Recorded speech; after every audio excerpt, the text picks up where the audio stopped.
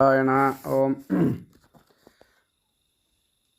മുന്നിലും പിന്നിലും കൃഷ്ണ നമിപ്പൂ ഭക്തനായി ഞാൻ, കാക്കണം സർവഭാവേന ഭൂവിലും മൃത്യുശേഷവും.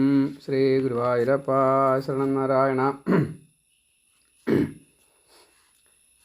നമുക്കാദ്യം കുറച്ച് കാര്യങ്ങളൊന്നും ഇങ്ങോട്ട് പറഞ്ഞിട്ടാവാം അങ്ങോട്ട് മുകളിലേക്ക് കയറാം. നമ്മുടേതായിട്ടുള്ള ചില കുറച്ച് ദോഷങ്ങളും കുറച്ച് നല്ലതുകളും അങ്ങനെ ഇടയ്ക്കിടയ്ക്ക് ഇങ്ങനെ പറയാറുണ്ട്. അങ്ങനെ പറയൽ മാത്രമേ ഉള്ളൂ, അതെന്താണെന്ന് വിസ്തരിക്കാറില്ല. അപ്പോൾ കുറച്ച് ദോഷങ്ങളെ ആദ്യം ഒന്ന് പറയാം. നമ്മൾ ഈ 36, 40 എന്നൊക്കെ പറയണ്ടല്ലോ, ഇതിലിപ്പോൾ കുറേയൊക്കെ ഇടയ്ക്കിടയ്ക്ക് പറഞ്ഞിട്ടുണ്ട്. എന്നാലും 18 ചീത്തകൾ നമ്മൾ എപ്പോഴും പറയാറുണ്ട്, അത് പിന്നെ എല്ലാവർക്കും അറിയാം.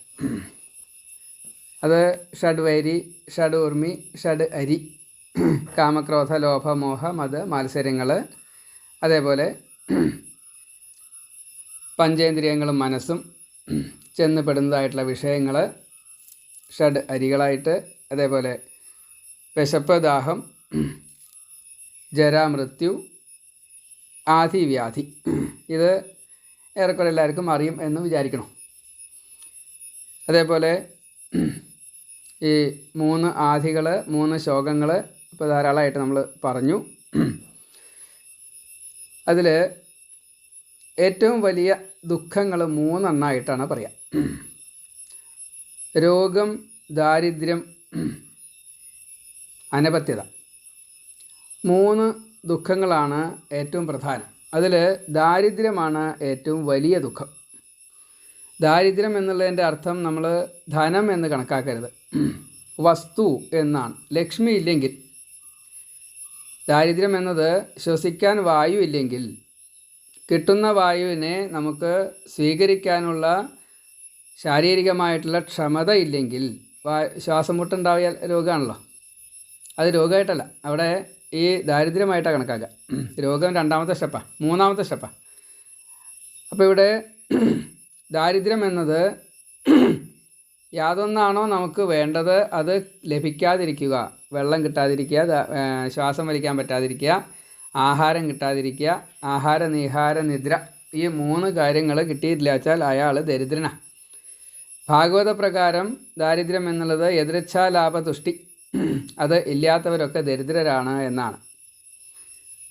എതിർച്ഛാലാഭതുഷ്ടി എന്നുള്ളത്, എതിർച്ഛ എന്നുള്ളത് ഭഗവാന്റെ ഇച്ഛ എന്നാണ് പറയുക. ഭഗവാന്റെ ഇച്ഛയാണ് എതിർച്ഛ. അപ്പോൾ അതിൽ പെട്ടതാണ് ഈ ശരീരത്തിനെ നിലനിർത്താൻ വേണ്ടിയിട്ട് ബേസിക് നീഡ്സ്. ആ ബേസിക് നീഡ്സ് ഇല്ലായ്ക അനുഭവിക്കാൻ പറ്റാതിരിക്കുക, അതാണ് ദാരിദ്ര്യം. അടുത്തത് അനപത്യത. 2ാമത്തെ ദുഃഖമാണ് അനപത്യത. അനപത്യത എന്ന് പറഞ്ഞാൽ ഒന്നുമില്ല, കുട്ടികളില്ലാത്ത വിഷമം, പരമ്പര നിലനിർത്താൻ പറ്റാതെ. എങ്ങനെയാണ് കുട്ടികൾ ഉണ്ടാവേണ്ടതെന്ന് കണക്കുണ്ട്. ആണും പെണ്ണുമായിട്ട് 2 വിഭാഗത്തിലും മക്കളുണ്ടാവണമെന്നാണ്. എന്നാലേ ദാരിദ്ര്യം തീരുള്ളൂ. അല്ലെങ്കിൽ ഈ അനപത്യത എന്നുള്ള ദുഃഖം തീരണമെങ്കിൽ മകൻ പിണ്ടം വെക്കണം, മകളുടെ മകനും പിണ്ടം വെക്കണം. അങ്ങനെ 2 പരമ്പര പൂർത്തീകരിച്ചാലാണ് ആ പരമ്പര നിലനിന്നു എന്ന് പറയാൻ സാധിക്കുള്ളൂ. അതാണ് അനപത്യത ദുഃഖം. നമ്മൾ പിണ്ടകർത്താക്കളെ കണക്കാക്കുമ്പോൾ ഈ 7 തരത്തിൽപ്പെട്ടതായിട്ടുള്ള പിണ്ടകർത്താക്കൾ വരുമെന്നാണ്. അതിൽ 2 പേർക്കും, അച്ഛനും അമ്മയ്ക്കും ആണും പെണ്ണുമായിട്ടുള്ള കുട്ടികളുണ്ടായാൽ മാത്രമേ, അവരിലും ആണും പെണ്ണുമായിട്ടുള്ള കുട്ടികളുണ്ടായാൽ മാത്രമേ അവർ ഈ ജന്മം കൊണ്ട് അവരുടെ കടത്തെ തീർക്കാനുള്ള അർഹത നേടി എന്ന് പറയാൻ സാധിക്കുള്ളൂ. അപൂർവം ചില ദമ്പതികളെ നമുക്കങ്ങനെ കാണുകയും ചെയ്യാം. കണ്ടമാനം മക്കളുണ്ടാവുകയെ, അല്ലെങ്കിൽ അതൊക്കെ അവരുടെ സുഖം, അത്രയേ ഉള്ളൂ. ഇപ്പോൾ 2ാമത്തെ ദുഃഖമാണ് അനപത്യത. 3ാമത്തെ ദുഃഖമാണ് രോഗം. രോഗം എന്നുള്ളത് ശാരീരികമായിട്ടുള്ള രോഗമുണ്ട്, മാനസികമായിട്ടുള്ള രോഗമുണ്ട്. ശാരീരികമായിട്ടുള്ള രോഗമാണ് നമ്മളെ ഈ പലതരത്തിൽപ്പെട്ടതായിട്ടുള്ള പ്രവൃത്തികൾ ചെയ്യാനുള്ള തടസ്സമായിട്ട് നിൽക്കുന്നത്. മാനസികമായിട്ടുള്ള രോഗം എന്നുള്ളത് ദൈവികമായിട്ട് കിട്ടുന്നതാണ്. അത് ഒട്ടും അർഹതയില്ലാതെ കണ്ട് ഈ ശരീരത്തിൽ കയറിക്കൂടി, അതുകൊണ്ടാണ് മാനസികമായിട്ടുള്ള രോഗം.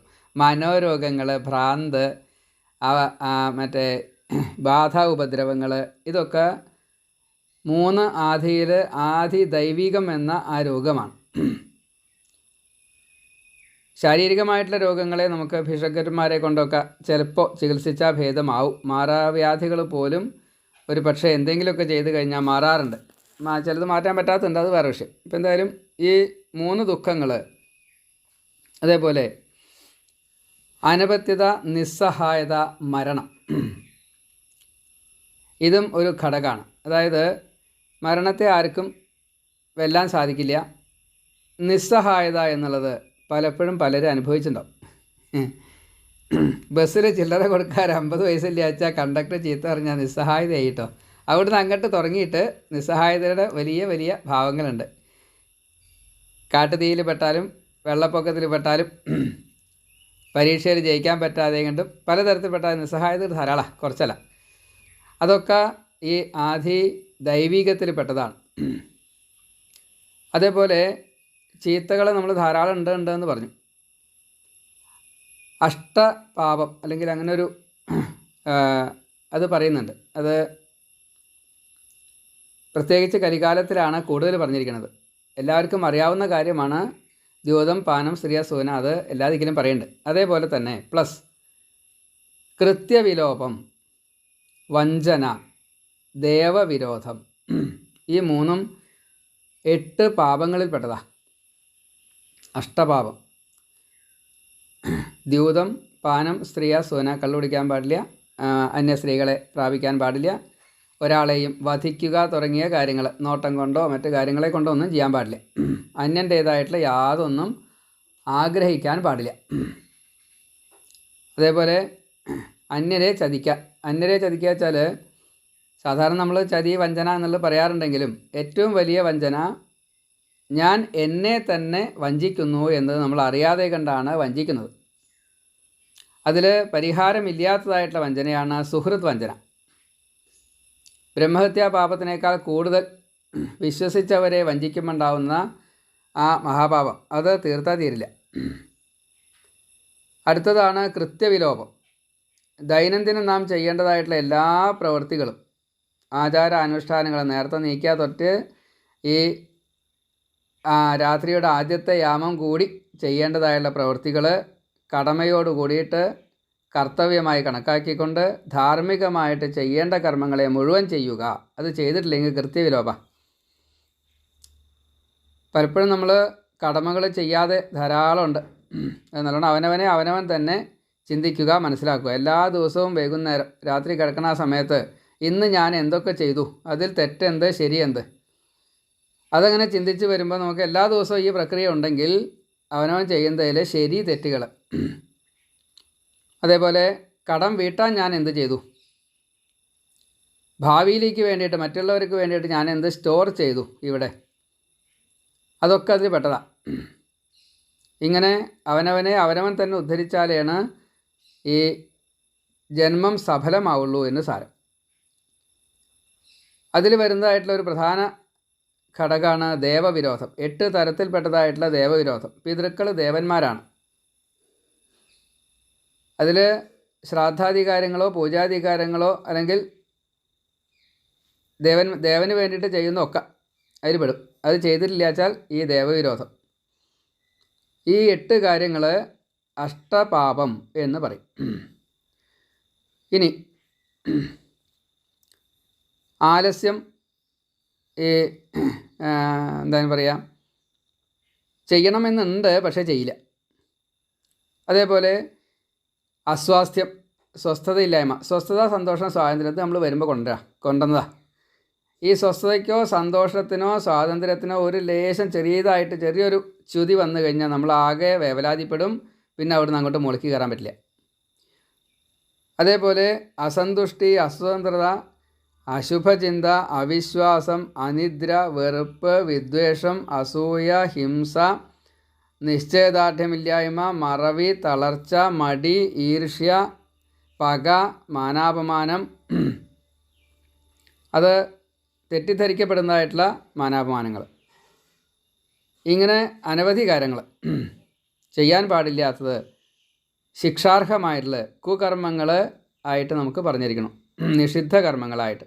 അതിൽ അറിയാതെ കണ്ട് വരുന്നതാണ് ഇതൊക്കെ. അജ്ഞതയാണ് കാരണം. ചിലപ്പോൾ ഒരു ദൃഢനിശ്ചയത്തോട് കൂടിയിട്ട് ചെയ്യുകയാണെന്ന് വെച്ചാൽ ചിലതൊക്കെ നമുക്ക് രക്ഷപ്പെടാൻ സാധിക്കും. അതിന് ശ്രമിക്കണില്ല. അതേപോലെ തന്നെയാണ് ഈ പഞ്ചക്ലേശങ്ങൾ നമ്മൾ എപ്പോഴും പറയാറുണ്ട്. അവിദ്യ, ദേഹമാണ് എന്നുള്ള മോഹം, മറ്റേ എന്തിനോടൊക്കെയോ രാഗം, അല്ലെങ്കിൽ ഇഷ്ടപ്പെടാത്തതിനുള്ള വിദ്വേഷം, അതേപോലെ ആസക്തിയോട് കൂടിയിട്ട് എന്തിനേയും സ്വീകരിക്കുക, മറ്റുള്ളവരെ അവജ്ഞയോട് കൂടിയിട്ട് നോക്കുക. അത് പഞ്ചക്ലേശങ്ങളാണ്. അംഗീകരിക്കായ്മ, മറ്റുള്ളവരെ അംഗീകരിക്കായ്മ. അതേപോലെ അതിൽപ്പെട്ടത് തന്നെയാണ് ഈ മോഹം. ഭഗവാൻ ആദ്യം ബ്രഹ്മാവ് സൃഷ്ടിച്ചതാണ് മോഹം, മഹാമോഹം, താമസരം, അന്ധതാമസരം, തമസ്. അതേപോലെ ആസുര, രാക്ഷസ, പൈശാച ഭാവം. അതേപോലെ ഇത് നമ്മുടെ ഉള്ളിൽ നിന്ന് നമുക്ക് വരുന്നതാണോ, നമ്മുടെ പ്രവൃത്തികളിൽ വരുന്നതാണ് ഈ ആസുരഭാവം. അസുഷു രമന്തെ ആസുരാണ്. രാക്ഷസം എന്നുള്ളത് തമോ ഗുണത്തോട് കൂടിയിട്ട് തന്നെ മറന്നുകൊണ്ട് പ്രവർത്തിക്കുന്നതാണ് രാക്ഷസഭാവം. ഭാഗവതത്തിൽ അതിനൊരു കഥയുണ്ട്. രാക്ഷസനായിട്ട് ഒരു ശാപം കിട്ടി ഒരു രാജാവിന്. ആ രാജാവ് ഈ ബ്രാഹ്മണനും ബ്രാഹ്മണ സ്ത്രീയും കൂടിയിട്ട് രമിക്കുന്ന സമയത്ത് ആ ബ്രാഹ്മണനെ പിടിച്ച് തിന്നുമ്പോൾ ആ ബ്രാഹ്മണ സ്ത്രീ പറഞ്ഞു, അങ്ങ് രാജാവാണ്, ഇപ്പോൾ രാക്ഷസ വേഷമായിട്ടിരിക്കുന്നത് ഒരു ശാപം കൊണ്ടാണ്. അതുകൊണ്ട് ഈ എൻ്റെ ഭർത്താവിനെ വിട്ടോളൂ, മറ്റ് ആഹാരം കിട്ടാനൊക്കെ ഞങ്ങൾക്ക് ധാരാളം മാർഗ്ഗങ്ങളുണ്ടല്ലോ, ഞങ്ങളിപ്പോൾ രമിക്കുന്ന ഒരു സമയമല്ലേ, അതുകൊണ്ട് അത് വിടണം എന്ന് പറഞ്ഞു. അവിടെ ഈ പത്നി അങ്ങനെ പറഞ്ഞതിൻ്റെ കാര്യം, മൃഗങ്ങൾ പോലും ഇപ്പോൾ ഒരു സിംഹം മുയലിനെ കാണുകയാണ്. മുയൽ ആ സമയത്ത് രതി ചെയ്യുന്ന സമയമാണെങ്കിൽ ആ മുയലിനെ ഈ സിംഹം ആക്രമിക്കില്ല, തിന്നില്ല, കൊല്ലില്ല, അല്ലെങ്കിൽ അതിലേക്ക് ഇടപെടി തിരിഞ്ഞ് നോക്കാണ്ട് പോവും. മൃഗങ്ങൾക്ക് പോലും ഈ ഒരു അവസ്ഥയുണ്ട്, പക്ഷേ രാക്ഷസന്മാർക്ക് ഇതില്ല. അതാണ് രാക്ഷസൻ്റെ പ്രത്യേകത. അപ്പോൾ അത്രയും തമോ ഗുണമാണ് രാക്ഷസം. രാവണൻ ഒരിക്കൽ വല്ലാണ്ട് വിഷമിച്ചുകൊണ്ട് മഹാദേവനോട് പറയുന്നുണ്ട്, ഞാനൊരു അസുരനും കൂടിയല്ലല്ലോ, എന്നെ രാക്ഷസനാക്കിയില്ലേ അങ്ങ് എന്നാണ്. ഹിരണ്യകശിപു അസുരനായിട്ടാണ് ജനിച്ചത്, രാവണൻ രാക്ഷസനായിട്ടാണ് ജനിച്ചത്, ശിശുപാലൻ മാനവനായിട്ടാണ് ജനിച്ചത്. 3 ഭാവത്തിലുള്ള അതിൻ്റെ കഷ്ടപ്പാടുകളെ അനുഭവിച്ചു വരൂ, വിരോധഭക്തിയോട് കൂടിയിട്ട് എൻ്റെ കയ്യിലെത്തൂ. ഇതാണ് ഇപ്പോൾ രാക്ഷസഭാവം എന്ന് പറയുന്നത്. വിവേകമില്ലായ്മയാണ്, ഒരു വിശകലനം ചെയ്യാനുള്ള ബുദ്ധിയില്ലായ്മ, അതാണ് രാക്ഷസഭാവം. ഇനി പൈശാചിക ഭാവം, അത് സ്വതേ ദേഹമില്ല, വാത്യാരൂപധര, അതാണ് പൈശാചിക ഭാവം. നമുക്കൊന്നും അറിയില്ല വെച്ചാലോ, ഈ ലോകത്തിൽ എന്തൊക്കെയാണ് നടക്കണതെന്നോ അതിൻ്റെക്കുറിച്ച് ഒരു ധാരണയില്ല. ഈ ശരീരം കൊണ്ട് എന്താ ലക്ഷ്യബോധം നഷ്ടപ്പെട്ട് ജീവിക്കുന്നതായല്ലോ, അതാണ് പൈശാചിക ഭാവം. അപ്പോൾ ചെയ്യുന്ന കുരുത്തക്കേട് മുഴുവൻ നെഗറ്റീവ്സ് ആയിരിക്കും. അതേപോലെ ഈ 2 ഭാവങ്ങളിൽ ചെയ്യുന്നതായിട്ടുള്ള ഇന്നത്തെ കലികാലത്തിലെ പ്രത്യേകതയാണ്, നമ്മൾ എന്നും കാണാം. അഥർവവേദത്തെ എടുക്കാൻ പാടില്ല എന്നുള്ള നിയമത്തെ ലംഘിച്ചുകൊണ്ട് മതം, മാരണം, മദ്യം, മൈഥുനം, മാംസം, ഇങ്ങനെ 5 മകാരങ്ങളെ ഒരിക്കലും ചെയ്യാൻ പാടില്ല എന്ന വിധിയെ നമ്മൾ മറക്കണു. ഇങ്ങനെ ചീത്തകൾ ധാരാളമായിട്ട് നമ്മൾ ചെയ്തുകൊണ്ടേയിരിക്കുകയാണ്. സപ്തവ്യസനങ്ങളിൽ പറഞ്ഞിട്ടുള്ള ഈ ദ്യൂതംപാന ശ്രീയ സൂന പ്ലസ് ദണ്ഡപാരുഷ്യം, വാക്പാരുഷ്യം, നായാട്ട് എന്ന ഈ ഏറ്റവും നീചമായിട്ടുള്ള പ്രവൃത്തി ഉണ്ടല്ലോ, അത് ഈ കലിക്കാലത്തിൽ സാധാരണഗതിയിൽ നമ്മളെപ്പോലുള്ളവർക്ക് പോലും പറ്റുന്നതായിട്ടുള്ള ഒരു വലിയ തെറ്റാണ്. അവിടെ രാജാക്കന്മാർക്ക് മാത്രമേ ഉള്ളൂ, ബാക്കിയുള്ള 3 യുഗത്തിലും അവരോട് മാത്രം പറയണ ഒരു കാര്യം അത്. അല്ലെങ്കിൽ അവിടെ നിങ്ങളുടെ താഴേക്ക് വൈശ്യൻ, മറ്റേ ശൂദ്രൻ, അവരോട് പറയുന്ന കാര്യം. ഇവിടെ അങ്ങനെയല്ല, എല്ലാവരും ഈ തെറ്റുകളിൽ പെട്ടുപോവുകയാണ്. അതേപോലെ തന്നെ എല്ലാ കാര്യത്തിലും സംശയം. ഒരു ഗുരുവിനെ ആശ്രയിക്കാൻ നിവൃത്തിയില്ല, ഗുരു പോലും സംശയിച്ചും കൊണ്ടാണ്. അപ്പോൾ ഗുരുത്വം പോലും സംശയത്തിൻ്റെ അതിൽ പെടുന്നു. ഈശ്വരില്ലാത്തതായിട്ടുള്ളൊരു ഗുരു ഇല്ല, തീർത്ത് പറയാൻ പറ്റുന്നില്ല ഇതാണ് എന്ന്. അത് കലികാലത്തിൻ്റെ പ്രത്യേകതയാണ്. എന്താ വെച്ചാൽ ജ്ഞാനം പൂർണ്ണമാവണില്ല. അതേപോലെ തന്നെ എപ്പോഴും ഉള്ളിലേക്ക് അങ്ങോട്ട്, അതായത് നമ്മൾ അന്തർമുഖനാവണമെന്ന് പറയും. അത് അതിൻ്റെ ആധ്യാത്മിക തലത്തിലാണ് വെച്ചാൽ ഏറ്റവും യുക്തത. പക്ഷേ നമ്മൾ നമ്മിലേക്ക് തന്നെ ഒളിച്ച് ഒരു വേണ്ടതെന്തോ അത് ചെയ്യായിക, വേണ്ടത് വേണ്ടപ്പോൾ ചെയ്യായിക, അങ്ങനെ ഒരു ഒളിക്കലുണ്ട് നമുക്ക്. അത് ഈ ജന്മം നഷ്ടാക്കുന്ന. അതുകൊണ്ടാണ് സ്കൂളിൽ പഠിക്കുമ്പോൾ കുട്ടികൾക്ക് ഈ ഉള്ളിലേക്ക് ഒളിക്കാനുള്ള പ്രേരണയാണ് പാഠങ്ങൾ എടുക്കുന്നത് നേരെ സ്വീകരിക്കാൻ പറ്റാത്തത്. വേണ്ടതെന്തോ അതിനെ സ്വീകരിക്കാൻ പറ്റുന്നില്ല. വേണ്ടാത്തതിനെ കുറേ സ്വീകരിക്കുന്നുണ്ട്, പക്ഷേ അതുകൊണ്ട് കാര്യമില്ല, വേണ്ടതിനെ സ്വീകരിക്കാൻ പറ്റില്ല. ഇങ്ങനെ ഭാഗവതത്തിൽ പറയുന്നതായിട്ടുള്ള പഞ്ചപാപങ്ങൾ മറ്റൊരു ഇത് പറയുകയാണ്, തിന്മകൾ. ചൂല, അമ്മി, ജലം, തീ, ആയുധം, പഞ്ചമഹാപാപങ്ങൾ എന്നുവെച്ചാൽ സ്ത്രീകളാൽ ചെയ്യപ്പെടുന്നത് എന്നാണ് വെച്ചത്. ഇന്നില്ലെങ്കിലും പക്ഷെ അതൊക്കെ ഇപ്പോഴും ഉണ്ട്.